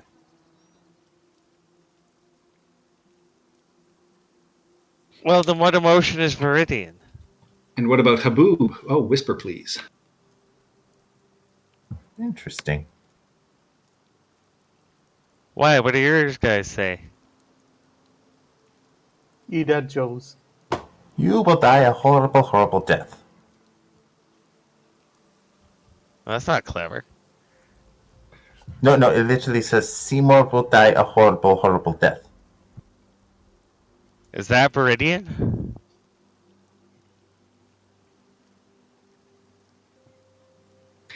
And, Bumburp looks at his and just says, it's same every time. Same every time. Oh, really? I try a second one. Is it the same thing? It is. It is exactly the same thing. Oh, could you copy and paste that so I can put it in the notes? Is that you did Molly's? Well, Bumburp, we certainly appreciate the hospitality, the snacks, the portents of our doom. But we really do need to be careful if you go to the King's Island. I mean, something powerful attacked their villages and killed the Lizard King Scale Crusher. That is what seems to have set off this contest, and they can't eat any of their victims until it's over, they were saying. So just be careful. They've been coming back and forth here over the last little while, so they're either getting more competitive or it's coming to a close. What is their Scale Crusher? He was the Lizard King of the Mukmuk tribe, who looked over basically all three, the Muckmarsh. There's the Muckmarsh, the Rootwater, and the Dusk clans. But Scale Crusher kept them all in check, but whatever attacked killed Scale Crusher, and now the others clans are using this contest to see who's going to lead. Is it coming to an end? Is it going to happen on the full moon or something like that? I don't know.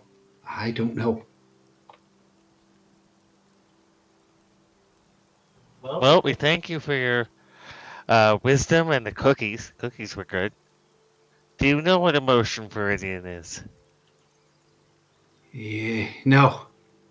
Yeah, that's a stumper. Could be jealousy. Yeah, but like you said, it's blue. It just means blue-green, right? So I'm assuming jealousy, but a very sad jealousy. Could be. Perhaps. Bumburp, we thank you for your time, and if you could just give us directions to the King's Island, we'd certainly appreciate it. We'll be out of your hair. He nods and smiles, says, "Come back if you want to share a vision. The world is going to end in flames." I kind of want to see that. Okay, well, we'll be back. All right, and he will follow you out to the beach and point you in the direction that Molly's already sort of said. He's like, "You'll have to camp in the marsh overnight, but after that, the waters open up and the Ring Current Islands. The King's Island is in the center. I think, from what I can tell from the drums, all three of the tribes are currently on the island. So be careful." We will. Thank you so much. And after this is all said and done, we'll definitely enjoy that vision together. Oh, you won't enjoy it. But Yeah, it'll be good for me to share it with others. I came here alone to get rid of them. I have the same dream every 5 nights. yes. Except for if it's peyote. Peyote gives me a terrible headache. From high school. And Bumber says, you'll see very soon some of the outer islands that were destroyed by whatever attacked. I don't know what it was, though. I tend not to leave here except through the underground occasionally. When did the attack happen? I don't know. The drums began about a 10-day ago, so sometime a little bit before that. Okay, thank you so much. It wasn't 4 months ago. No, this is a very recent occurrence. And Maximilian, that tracks with what the people in Tarleton had been saying. Yeah, that the lizard folk were just going crazy raiding farms. Or they were starting to. Yep. Yeah, okay. All right, let's Bye, Bumburp. Yeah, with that, you set out. head further out into the waters, and after about another 15 minutes, you find yourselves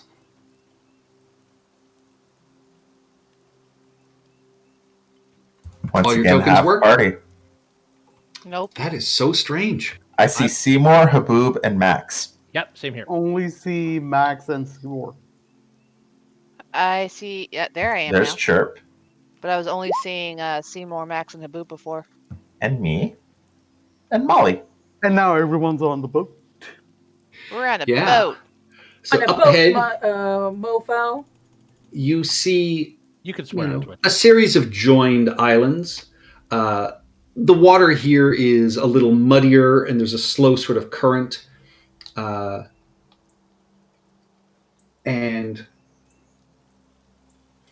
up close, you can see there are a variety of huts here.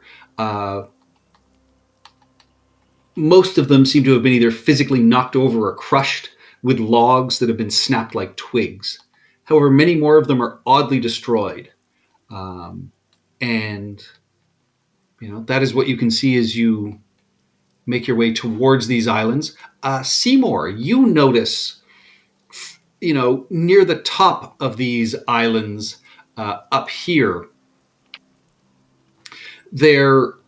you see a pair of ragged sort of winged shapes hanging like decorations up in some of the tree branches or hanging off the edges of these huts. And, as the night is falling and it is starting to get darker and darker here, you, with your passive perception, make out the silhouette of a large and powerful lizard folk that appears from behind the damaged hut up here. You see it leap about 6 or 7 feet high in the air, grabbing one of these decorations in each hand, ripping them down off their ropes, and then it lands, throws them to the ground, stomps them flat, and then you see it sort of start climbing down the far side of the island into the gloom. Well, I point that out, and we're gonna have to make camp soon, right? Soon. It is definitely starting to get dark. You could still go a ways further in, or you could make camp here just as easily. You hear, the sound of sort of falling rocks and then a splash. Seymour, not a large one, as clearly this creature has sort of leapt off the island and into the water. Well, he tore something down up there. Should we go take a look? Might help us figure out what this something that killed their king was. All right, where are we gonna land? Right here? Yeah, let's nestle the boat right here under the bridge and climb up.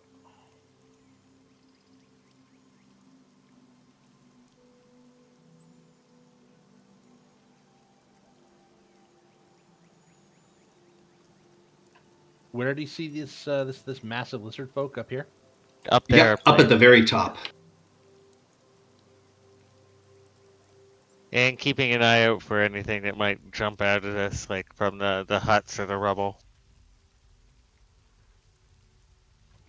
All right. Yeah, you climb across. It is clear to see as you walk across this island. Some of these huts have definitely been smashed from above. It almost looks like, and you can see Max and Seymour, buried within the rubble, what appear to be sort of arms or legs of lizard folk. Oh, that's grisly. So, dragon? Someone can give me an investigation check if you'd like. I will guidance them.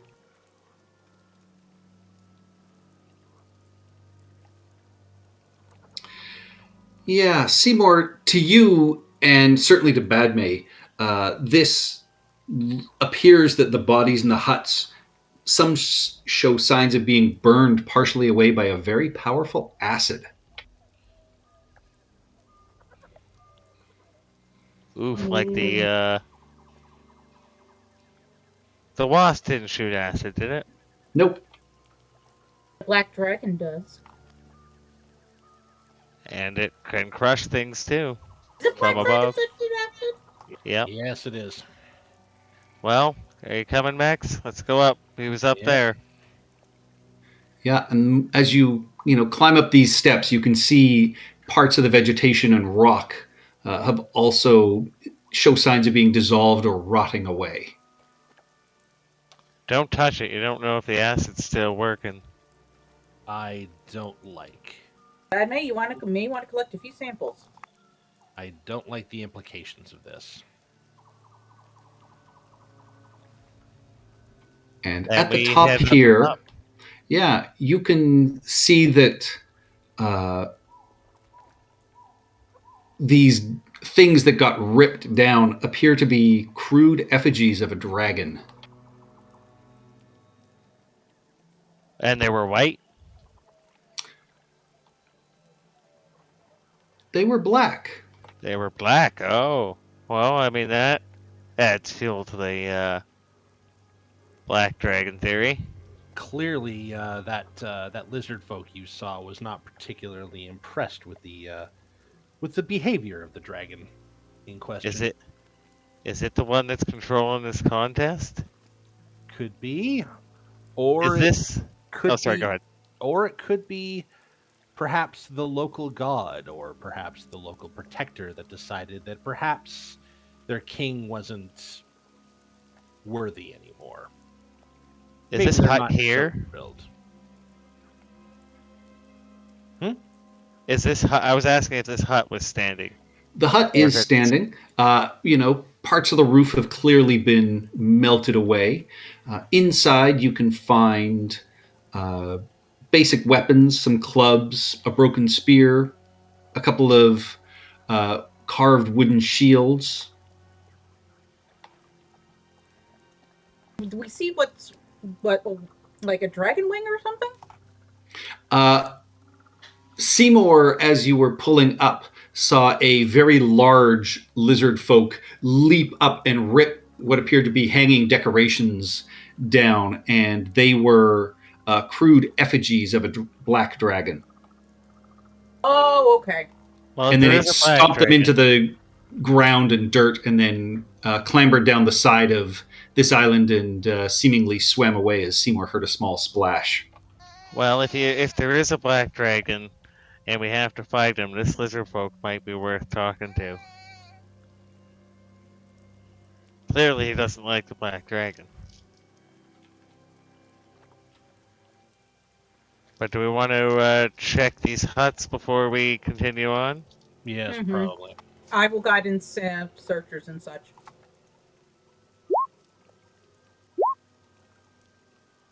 Oof, nothing on that hut. No, searching through these huts, again, you don't find anything of value, just a few primitive items, hand-carved tools, very simple weaponry, things like that. It does appear that this place has been cleared out in a bit of a hurry, and you do find another half dozen or so bodies or body parts. Yummy. I guess we should keep going. We can make some more distance before nightfall. Yep. Seymour, you notice as you are searching and looking around, just peering out of the water here is that lizard folk watching. Where's that? I don't see the ping, sorry. Oh, it's middle. Oh, there. Yeah, the large rock just off the back. You can just make out part of the top of the creature's head and the eyes, and you just barely caught a glimpse of it. Oh, but he disappears when I see him? No, he's he's still like- sitting there. He hasn't noticed that you've noticed him. Your passive Ah. perception just caught his stealth check. All right. So as I'm walking down, I guess I'll notice when I'm like walking on the bridge here. I'm going to try and have him come over by making a friendly gesture. I'm going to try and persuade him to come forward. Damn it. Wait, is it thumbs up is good with lizard folks or thumbs down? What? Yeah, you see the eye disappear under the water. Oh, he was there. Our lizard folk friend was watching us. He was just over there, and I'll point. He's gone I now. wouldn't call any lizard folk here friends just yet, Seymour. Now they know we're coming. Well, more to. I'd miss a name for a nom de plume. There we go. We are going to have to find a very good place to hide the boat. Give me a nature check, Seymour.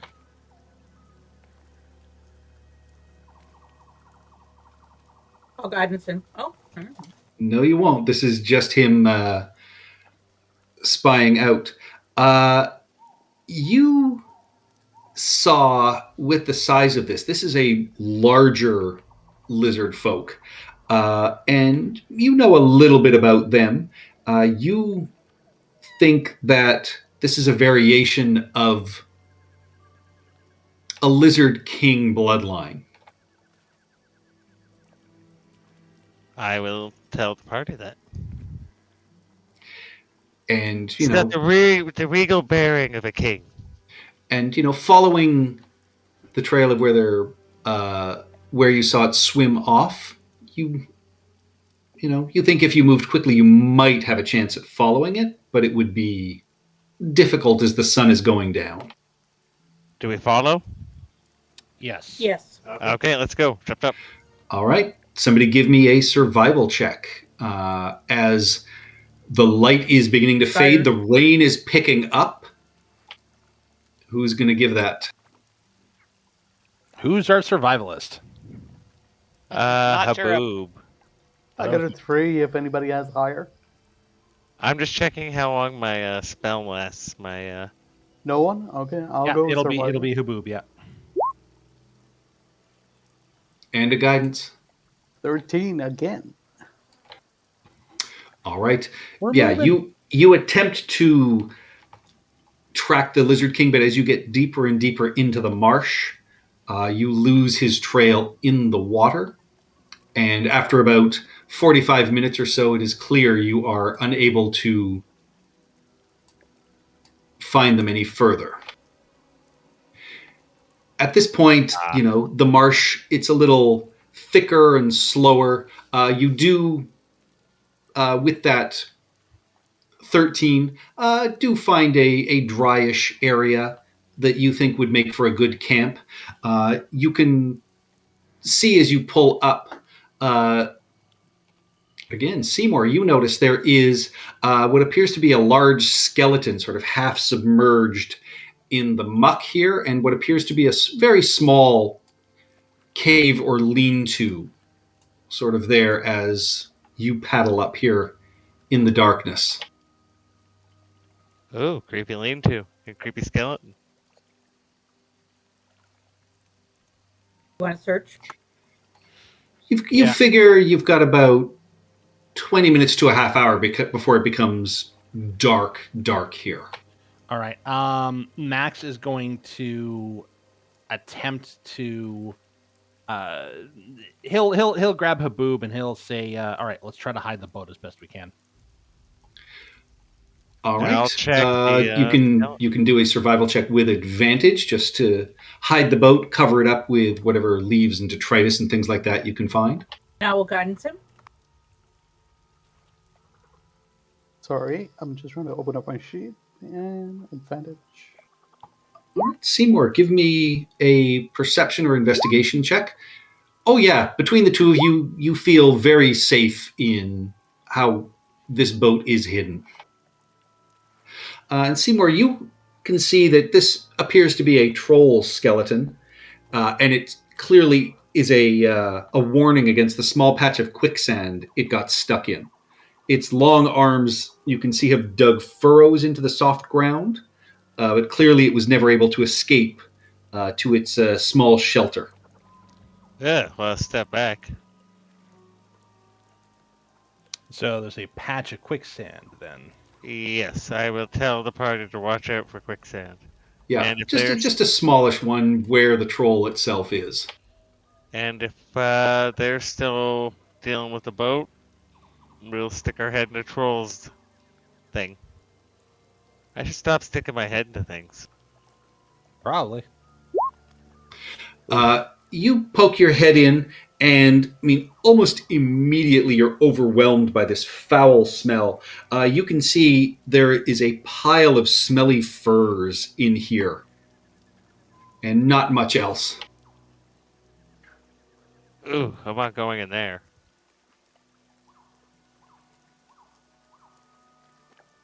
Looks kind of clear. Oh shit, where'd the boat go? Like magic. It's gone. All right. So something covered in furs is very, very stinky here. I don't think there's anything. Well, I haven't. I'm not It's going in piles there. of it's a pile of smelly furs. Hmm. Can I mage hand in and rummage around? I'm gonna step back. Yeah, you mage hand in. It's a pile of stinky furs. Possibly the troll's furs. I assume it's troll there. Well, let's set up camp for tonight. Yeah. Let's see if he left anything important or dangerous behind.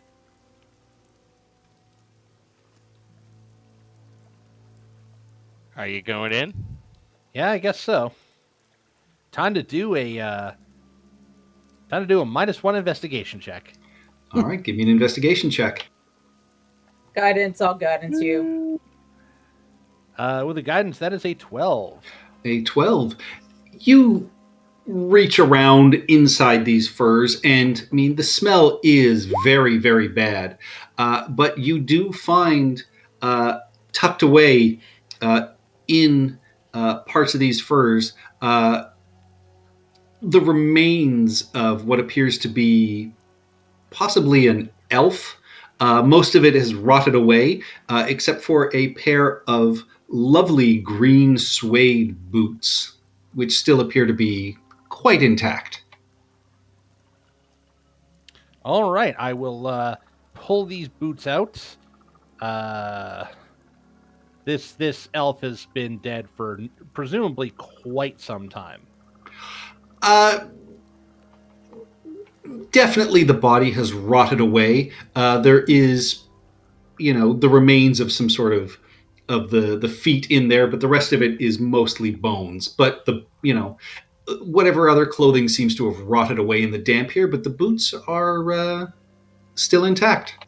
All right, I will pull off the boots and sort of knock the remaining bones out, and there's a couple of large globules of that come out as well, but we're washing these before we do anything with them. Doctor, these look magic. Probably boots of elven kind. But also, ew. see what you can do with these.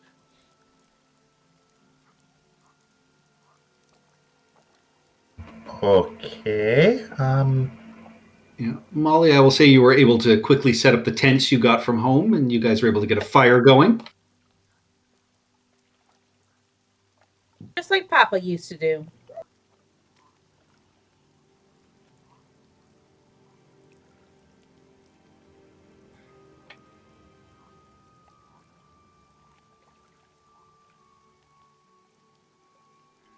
All right, so what are we gonna do? We're gonna do. Who's doing first watch?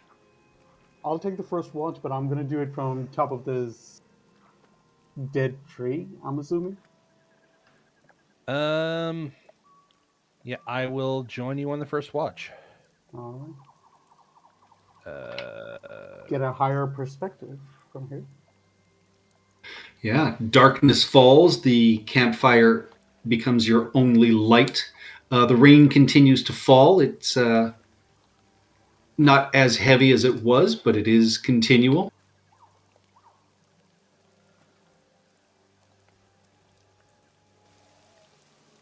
all right, and perception check. All right. Which tent is everybody sleeping in? I'll take this one.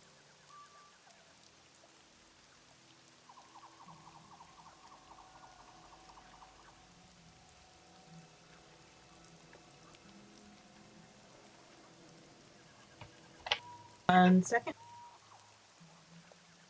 All right.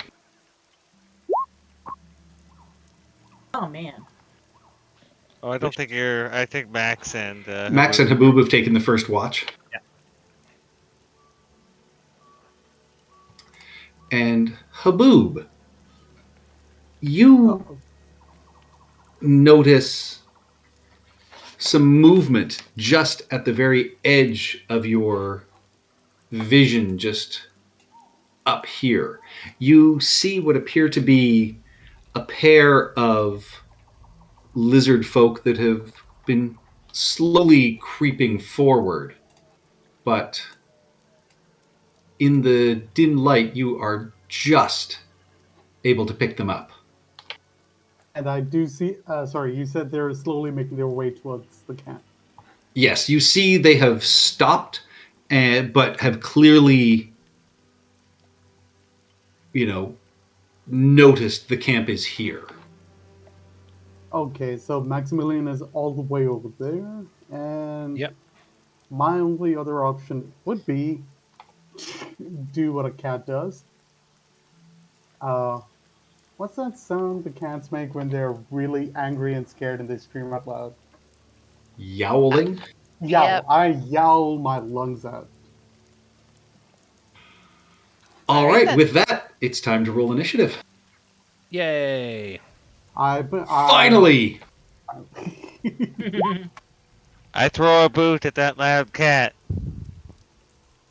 Go to bed, cat. Ha. Spray bad kitty. I'm so lucky I've never had to deal with that. Not to like that degree. Ash, she does it ever since it started getting a little bit warmer, we started getting raccoons and skunk, and Ash has been yelling every 2-3 nights to fend off the intruders. All The right. worst I get is just like the mommy let me in meows. So,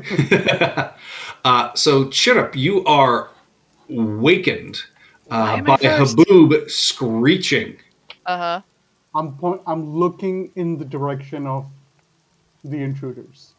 All Okay. right. Yeah, so Chirrup, you are prone because you are asleep, but you awake in the tent hearing Haboob yowling. What would you like to do? Grab I guess I've gotten out of my armor and stuff. So yeah, I'm just gonna use this turn like getting myself re-equipped for battle. And getting my armor on, because I'm assuming I have to do that. All Armor right. takes 10 minutes. Alright then, never mind the armor. I will just grab my crossbow and poke my head out. and just try and shoot anything hostile. And if I don't see anything hostile, I will ready my action to shoot anything hostile that I see. All right. Where do you step out towards? Like just here, so I can duck back inside the tent if I have to. I think, as I look around, I think I can see over here. You can. They are in the very edge of your firelight, and you can see, Haboob is sort of pointing towards them. But yeah, you see a pair of lizard folk. Okay, I will shoot at this one that one then. All right. And ting. Since I don't have my armor on, I'm ducking back inside the tent. And that's it for me. You will make that shot with disadvantage as they are in Okay. dim light.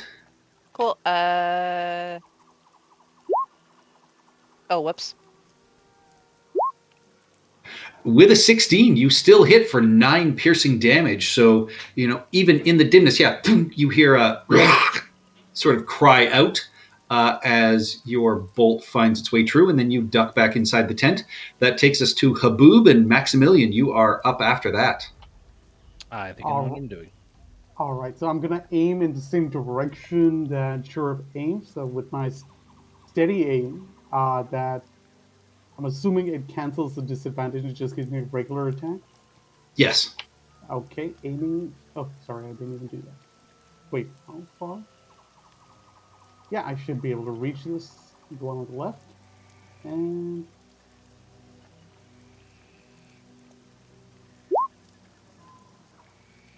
$17 hits. With a 5 hit. 5 piercing damage. Yeah, once again, your arrow strikes true, and you can see at this point that, it goes clean through their sort of right arm, and there's a spray of blood as after Chirrup's hit, it is now pretty badly hurt. All right, before I end my turn, I just scream out, yell out, that keep an eye out, they might be coming all around us, from all around. That's it. All right, Maximilian and then Badme. Okay, I am going to, from my position here, I'm going to look and going to sort of barely see them over there, and then I'm going to fire a brand new spell that I have just gotten called Guiding Bolt. All right, which one do you want to obliterate? Let's call it the one on the right. All right. Yeah, you see Maximilian, focus himself and then extend out an arm, and there is this blinding flash of radiant energy that when, your eyes sort of adjust, there is only one lizard folk that is very badly injured that is left. The rest is just sort of glittering dust fragments in the swampy air. Wow, I didn't know it'd be that powerful.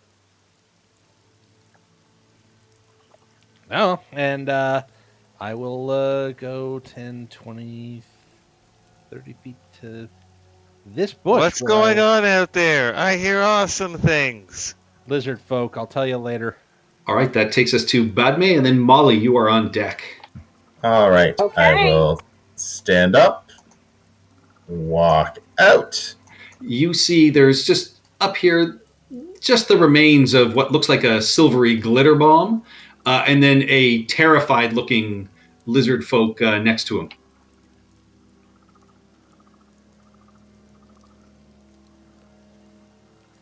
That's an amazing spell for first level. Oh yeah, Guiding Bolt's awesome. Yeah, it's insane. Cool, 55 feet, so it's also within my dark vision range, so I can see. Yep. So we're gonna send one of these. Crap, never mind. Does not hit, unfortunately.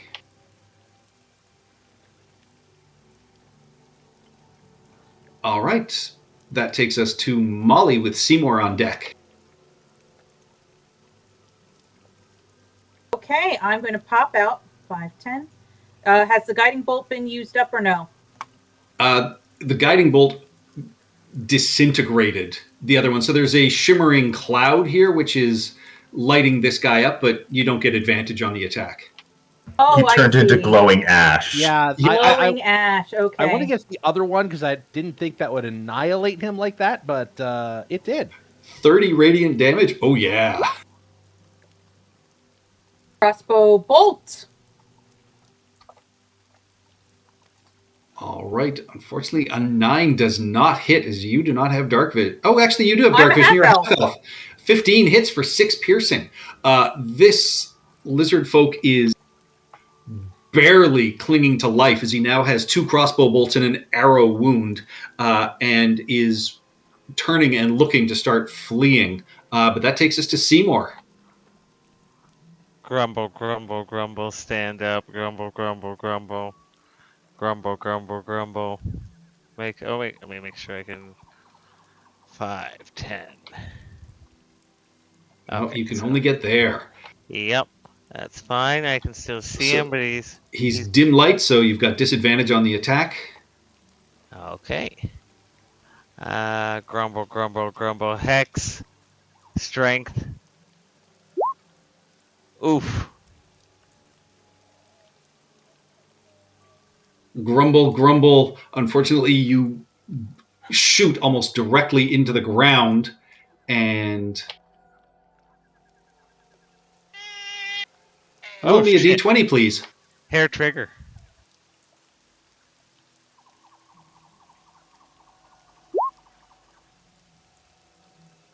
I think they're Ooh, very a good or very 20. bad.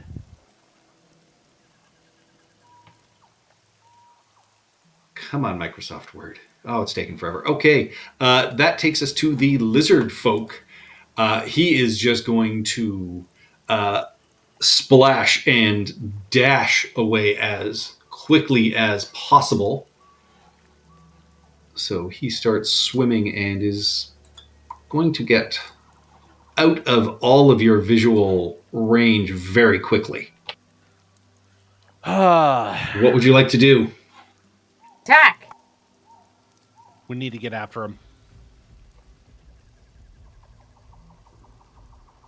We need more information. No, we need to kill him before he summons the entire lizard folk clan. Well, that too. Good point. Get running.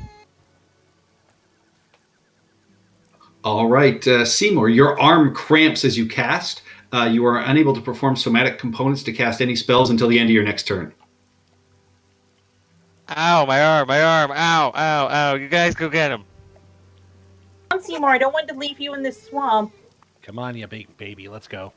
Oh, And but now- it's dirty. A chase scene.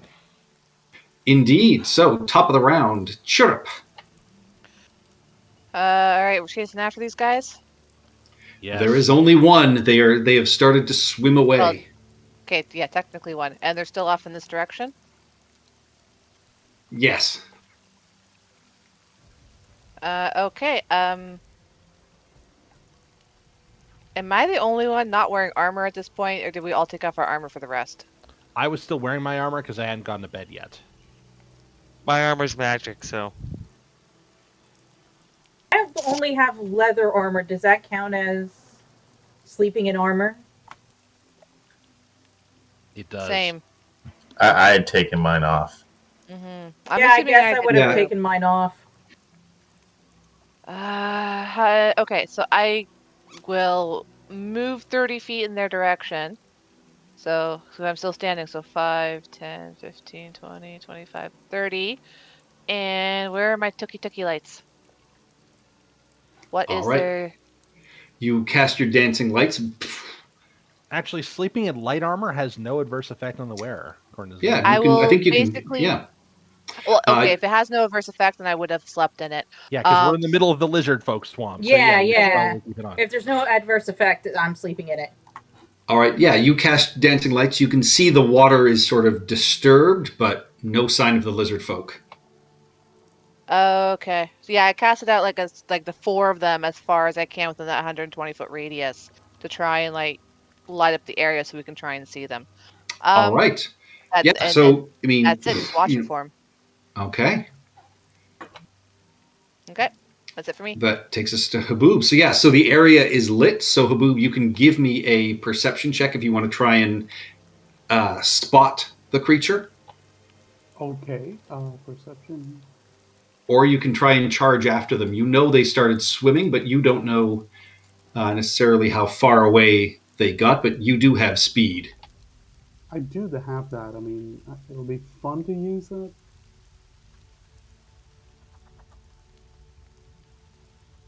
But this is a swamp. Swamp. Ugh.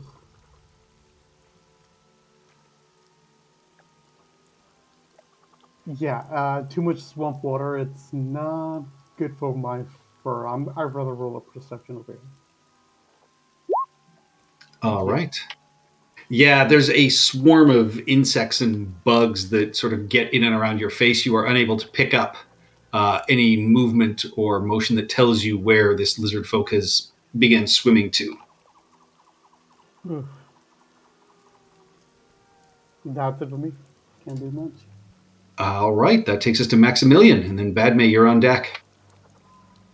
All right, I'm gonna try to go as far as I can. Do I have to do a perception action, or can I just perception as I run?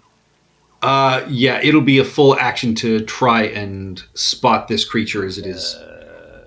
Yeah. Okay. But Shertup has lit up the area, so you are not at disadvantage. 18. With an 18, you can pick up. You've moved 30 feet. The creature is about 85 feet away from you and swimming. Okay, I point where the creature is, and I start waving people forward.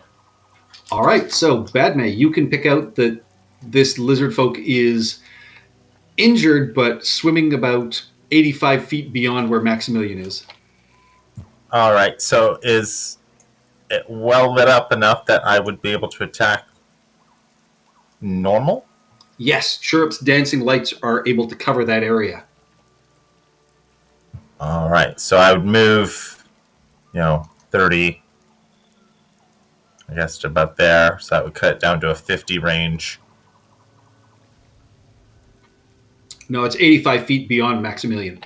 Okay, so 85 feet from here. Cool. In that case, then that spell don't work.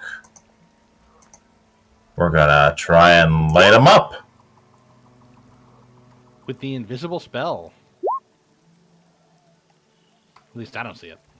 Yeah, that was that worked for max damage. Firebolt. Yeah, you And max justice. you send this bolt of fire out, and as it is swimming, it hits in the water and dissipates a little bit, but it only had 2 health left. So you can see it arch it sort of back and cry out and then just start to sink under the water. And with that, you are out of combat as this lizard man sinks into the marsh. That was quick. Do we move camp? We need to make this decision now. Do we move camp? I don't see the Where are we point going in to moving move it camp. to? We killed the ones who found us. I Made begin a lot of looting the flashing bodies. lights happen. Mm. Do we move camp? No. We should put out the fire, though. Probably. Yeah, I'm gonna run out to this body and drag it back. All right. Are we having a weekend at Bernie's with those bodies?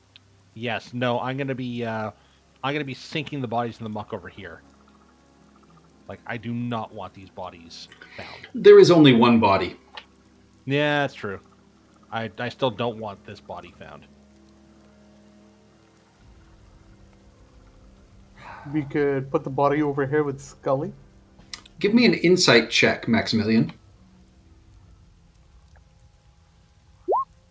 22. They're barely carrying anything. These are scouts. Yeah, these were scouts. They know we're here. Shit. Like, they're scouts to come scout us. It could Yeah. just be general scouts. They're barely carrying anything. If they were general scouts, they would have supplies. They would have camping gear or something. Some sort of hunting gear so that they can hunt and feed themselves. These guys have a base. It's not far away. They came out to come see what we were up to and possibly kill us. So we need to pack up. We need to go somewhere else right now.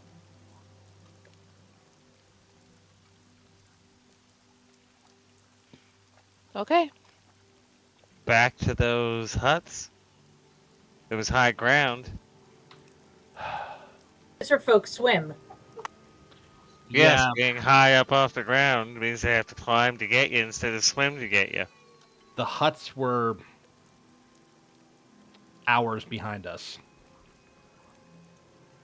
So What if we use going slow the boat to move on, say a couple 100 feet, and then spend the rest of the night without fire, yeah, huddling for warmth? that's probably what I was thinking. We're gonna have to find another place to land the boat and then just keep watch from there.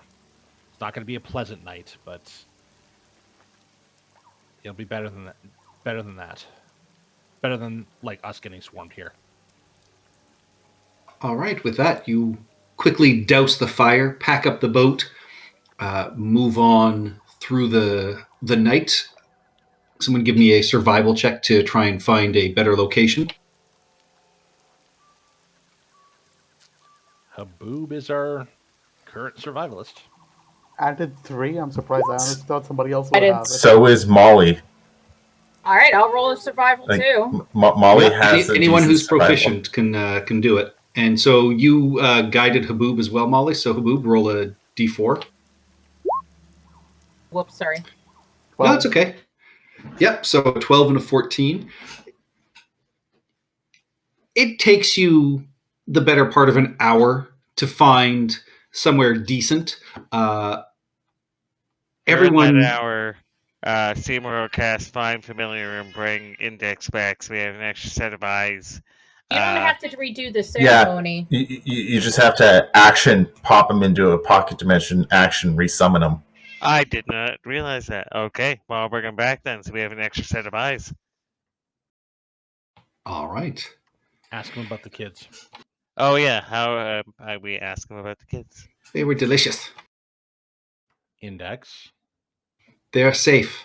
The townsfolk were actually on their way to find the farms. They knew about the kidnappings. They were not the only farmers taken. Okay, good. That's taken Oh. care of. Let's see if we can. An fix Index everything. has dark vision 120 feet, and he'll stay on watch all night and turn invisible. All right. Everybody give me a group, your choice, a group survival check to see how well you stealthily build a camp, or you can give me a group stealth check. I would Like vote stealth would be survival. Yeah, it's my gonna be survival is for at me. 3 and my stealth Yeah. is at 5. I will guidance Survival. myself. Sorry, guys. But No we don't problem. have disadvantage on half the party with survival. Yeah. That is true. Disadvantage is 0. 22. I'm actually good for something. 9, yay. All right. You huddle together for warmth. The rain continues for most of the night and then finally tapers off in the morning.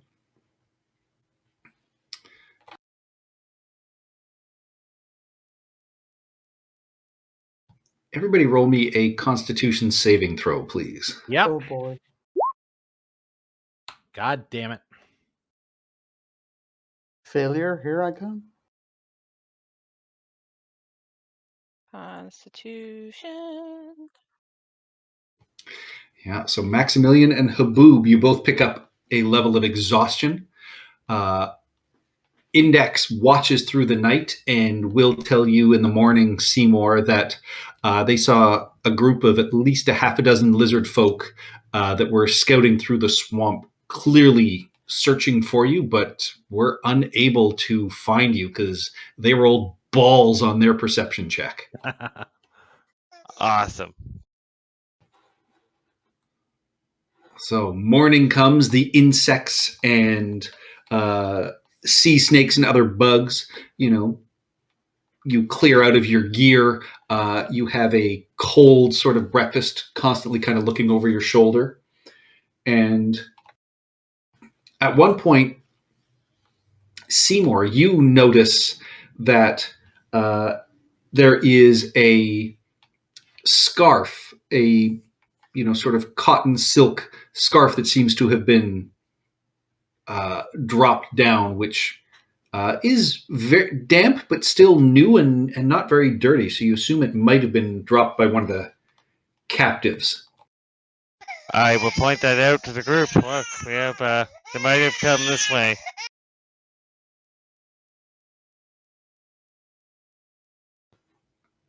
All right. With that, you get in the boat, continue heading deeper into the marsh on this now dry, but it is still sort of dimmer light, just as the trees and everything overhang you.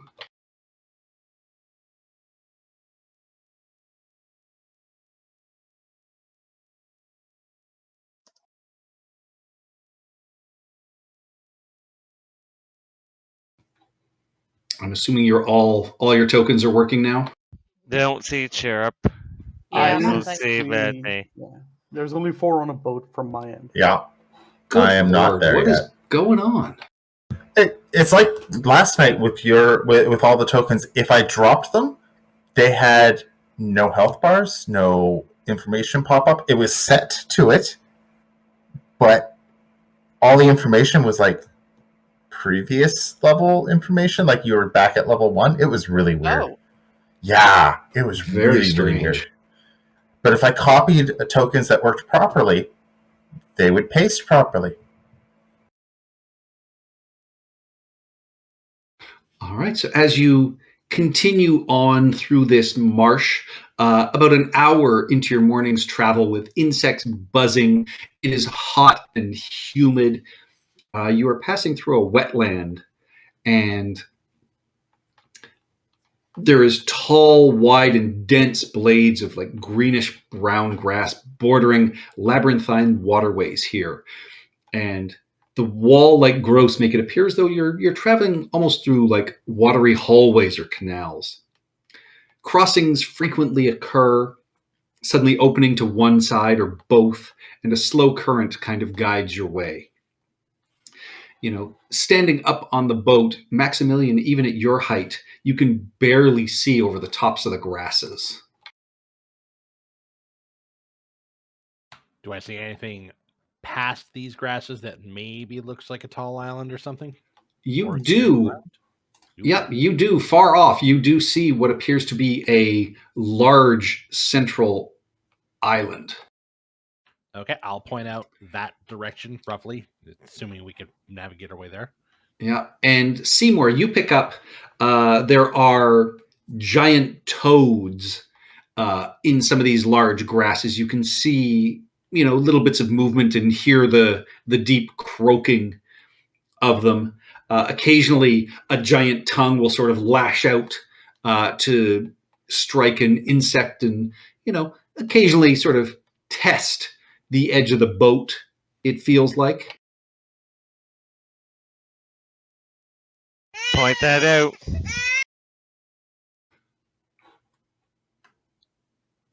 I'll stare at one of the frogs. Give me an intimidation check.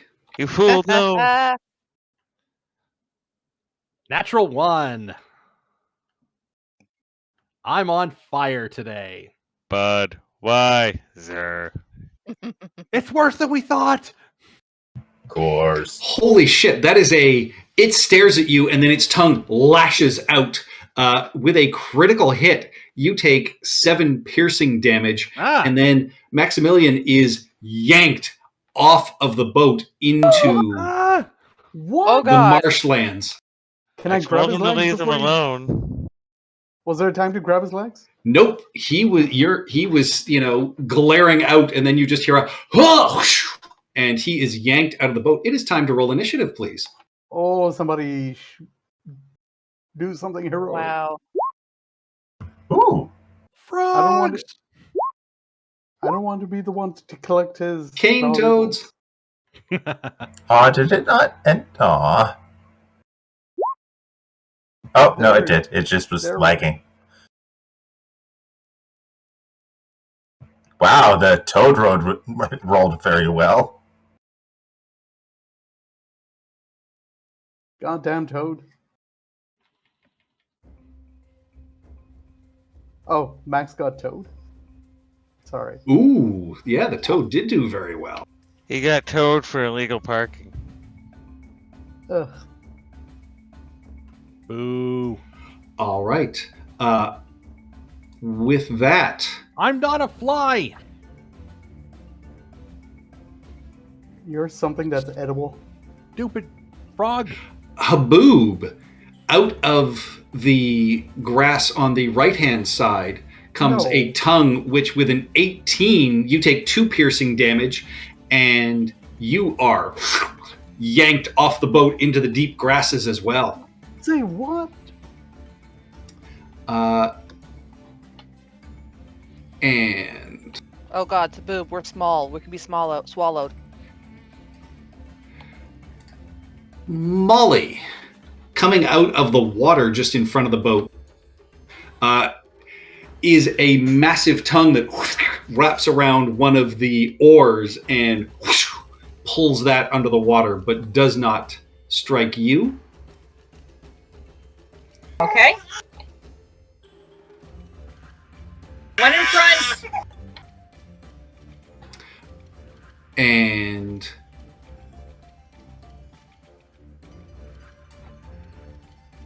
yeah, you feel another one nudge the side of the ship. I need Badmay, Chirrup, Seymour, and Molly to all give me dexterity saving throws, please. Well, damn. Seriously. Chirrup, you are knocked prone, but are able to just hold on to the side of the boat and do not fall into the water. The rest of you are able to hold your feet just fine. This last one next to Maximilian is going to bite again. That is a 19 to hit for 6 piercing damage. Son of a bitch. But you are it is trying to swallow you, but you are just too large. But you are grappled and restrained currently. That takes us to Badmay. Okay. Do I see Haboob's toad, or is it under the water? It is in this 6-foot high grasses, so you can see the one with Maximilian because Max is tall enough. The one with Haboob you cannot see because Haboob is small. Cool. That tells me who I'm going to go after then. Yeah, we'll stick with Ray of Frost on the one I can see. But learning my lesson from last time, I'm going to click it from the main sheet. Oh my god. All right. Yeah, it had a little bit of cover, but with a 24, you strike it true, and there's just this sort of light sheen of frost that slowly starts melting away. And then I am going to be smart and drop prone. All right, you drop prone into the I boat. assume that would give me a degree of cover as well. Oh, very much so. Okay. Unless they climb into the boat, absolutely. Yeah, that makes sense.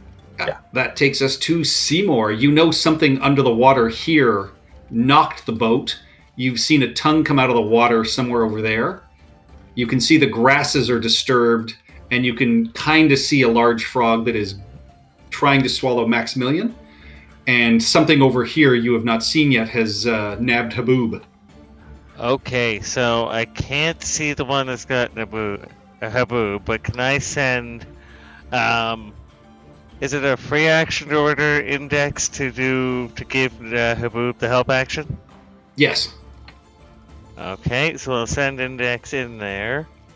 And he can't turn invisible and use the help action, can he? He has to. No, do he one or the cannot. other.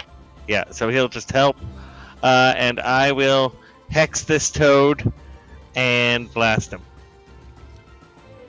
I guess All toads right. would be strength. Are they more strength or are they dexy? We'll do strength. Yep, your choice, because it'll help to break a grapple. Not great damage, but Definitely hits. Yeah, that is another 5 force and necrotic damage. It blasts the frost off that was covering it, and then where it was white, it just starts to blacken and rot away just a little bit. and then I am going to kneel down and take cover behind the gun wall of the boat. All right. Chirrup, you are prone. What would you like to do?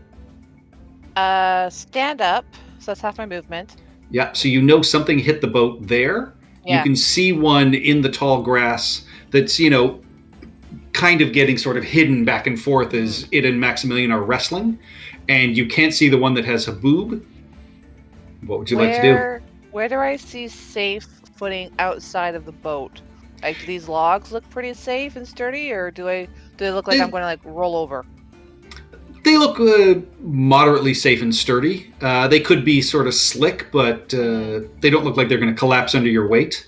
Okay, because this isn't solid land, right? This is basically just like algae stuff on top of the water. Seems pretty solid. It's holding up Max's Okay. weight. It looks like it's spongy, and I would say you'd think it would be difficult terrain because everything in here is kind of muddy and thick with water grasses. Perfect. Okay, I will pop at that one that's got Max with my Okay. crossbow. Aw, Fires And then- wide, unfortunately. 10, and I think that's all I can do, but I want to try and get up on this stump. But out of the boat at least, so I don't get knocked on my ass again. You could But I leap think with- from the boat to the stump. Okay, perfect. There you go. Well, technically I'm on the stump. Yeah.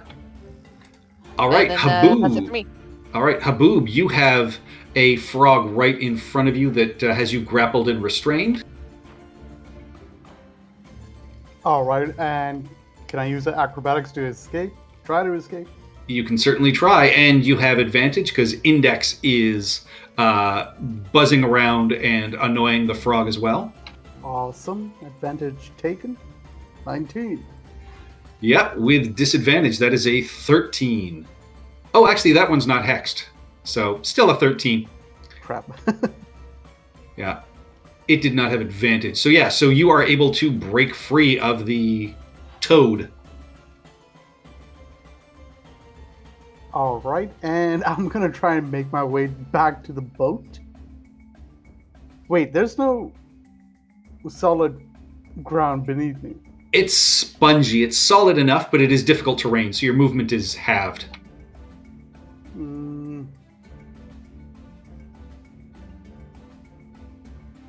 Yeah, I think I can make it back to the boat. I'm gonna try that. I mean, I know. Yeah, no. Back on the boat. It will take an attack of opportunity. I'll take it. That is a 10, which is not going to be enough to hit you. All right, that's it for me. All right, that takes us to Molly with Maximilian on deck. All right, can I see Maximilian? You can. I'm It's got halfway in a frog. partial cover because it is. There's dancing grasses, but yeah, you are able to heal him for 6. And then a sacred flame on the one that has Maximilian, and that's the end of my turn. All right. Wow, natural 20 for a 21. So no damage taken. It is able to move out of the way, and that takes us to Maximilian. You are grappled and restrained by this giant frog. All right, athletics check to not be in the frog anymore. All right, and it is. Oh yeah, it can't beat that. You easily break the grapple and rip part of this frog's tongue off. Ugh. All right, there's no way I can hold this thing's mouth closed. I've already used my action to get out of the frog's mouth. Correct. Yeah. Okay. All right. Well, I'm just gonna stay here because I know he's just gonna attack me again. All right.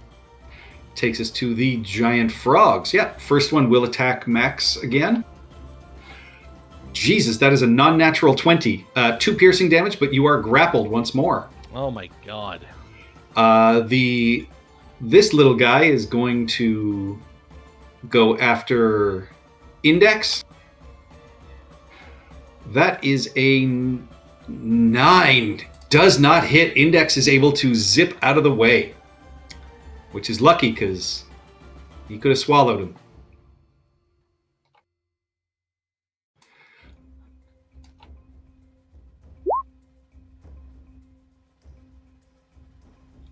All right. For just a second, popping up out of the water, there is another tongue strike at you, Molly. Okay. That is a 7, which does not hit. Nope. And Chirrup, whoosh, coming up underneath the boat, lashing out at its tongue at you. That is an 18 to hit. Ah. So Yep. you take 3 piercing damage, Okay. and you are currently grappled and restrained. Yeah. This guy's going to head back into the tull. Actually, no, they're just going to splash back under the water. That takes us to Badme. You are currently prone. As you start to sort of climb up, you can see Chirrup is being grappled by a giant toad here, and Maximilian is still struggling with his toad over there. You can see the grass is sort of separating. I will.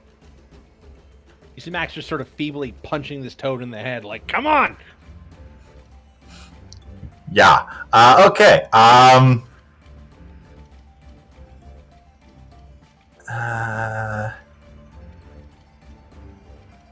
Wait, what?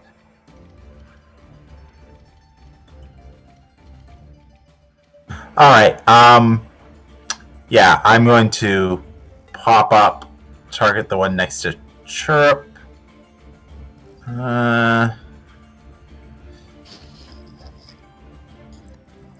No, we're not going to do that spell. We'll do a firebolt. All right. 23 hits for 2 fire damage. It sizzles and smells. There's a nasty kind of burnt flesh smell. That's just that. I drop prone. All right. Seymour. You can see the grasses moving around here as a frog is desperately trying to swallow Index, but you don't have full sight of them because they're going to have a fair bit of cover. You can clearly see the one on Chirrup, and you can see the one on Maximilian as well. Okay, free action tell Index to turn invisible and come back to the boat. That still gets an attack of opportunity, right? Nope, can't see it, can't attack. Alright. Actually, can I change that to, and go help Chirrup within the next round? Sure. Because he can't do the help action because he turned invisible, but that's fine. And I am going to... the hex is still on that toad, so I'm going to fire at it. Okay. 16 hits. Total of 4 damage. And then I am going to bonus action... some healing light on to Max. All right. That takes us to Chirrup with Haboob on deck. You are currently grappled and restrained, and this frog is desperately trying to swallow you, Chirrup. Please no. Let me try and break out. Acrobatics or athletics? I can never remember. Your choice. Acrobatics, and I have advantage because of Seymour, correct? No. Next Okay. round. It Next can't help you round. this round. Next round, it can help you. Okay, so acrobatics.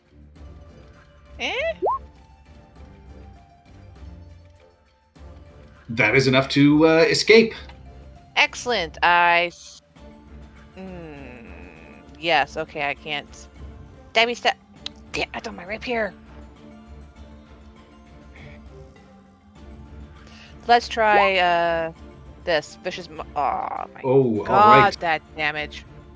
That is a 15. Well, that sucks. And these things are rolling really good. I'm not going to risk moving out of the way. All So right. I'm just going to stay here and risk it. Okay. Takes us to Haboob. You are back in the boat. And You which can one- see this one that is attacking Chirp. You can partially see this one. This guy's taken the most damage. The one that attacked you has taken no damage, and there is another one under the water here somewhere as well. All right, and how? I mean, Maximilian got out, right? He is currently grappled again. He's still. Oh boy. Okay, so I'm gonna get Maximilian out, and because he's close to the toad, this is gonna be fun. I'm getting a contact high. Steady aim. Oh boy. 15 hits. Ooh, that is more than enough. There is a, sound, and then the tongue around you just falls slack as that toad is no more. Well, that And was not big on dignity. All right, so my movement's been nulled, and that's it for me. All right, Molly, and then Max. So Molly, you can clearly see the one that Chirrup just escaped from. You know there's one in the water in front of you that's tried to attack you twice. And you know there's one in the tall grass over here that you can just barely see. I will sacred flame the one I can just barely see. All right. Another natural 20 for a 21. Really?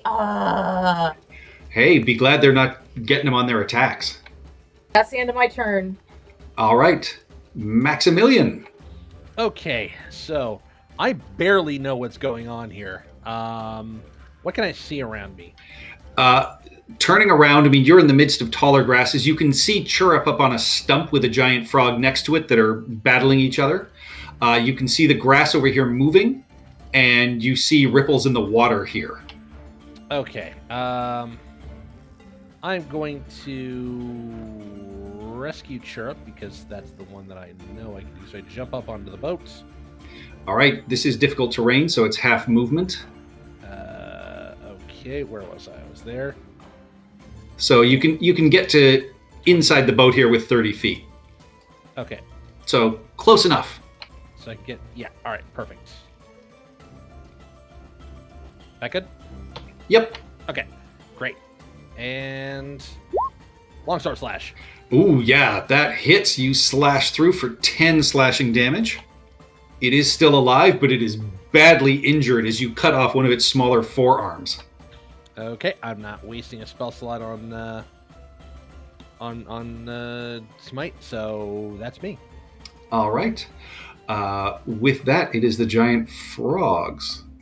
This one is going to leap and land here in the boat, sort of rocking it, and then is going to try and bite Molly.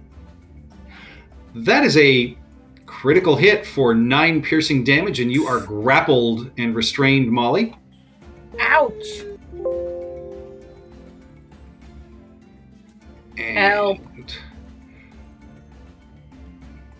this one is also going to leap into the boat. It will, let's see, Evens it'll attack Haboob, Odd it'll attack Seymour. Evens goes after Haboob. That is a non-natural 20 for 3 piercing damage, and you are currently grappled and restrained, Haboob. Ah, crap. Sorry, how much was the damage? 3. Damn. And it is 10 o'clock. Do you guys want to pick this up next week, or do you want to finish this off? How much longer do we have? Because Kashy's kind of... He's getting fussy. I say with that, this is the end of the top of the round. So, yeah, so with these 2 giant frogs leaping into the boat, Molly and Haboob are wrapped up. And that is where we will leave it for tonight, in the middle of this fight with a couple of giant frogs. So it's my turn when we get back? Yes. Okay, just double checking you weren't cutting in the middle of their turn. Well, there is one more that is still here with Chirrup, so I will do that one. Oh no. That is a 12, which misses. Woot. So yes, it will be Badme's turn when we pick up back in the swamp next week. Right. I would like to thank Kane Phoenix for watching us. Have a happy Friday. And we will catch you same bat time, same bat channel next week. Bye-bye.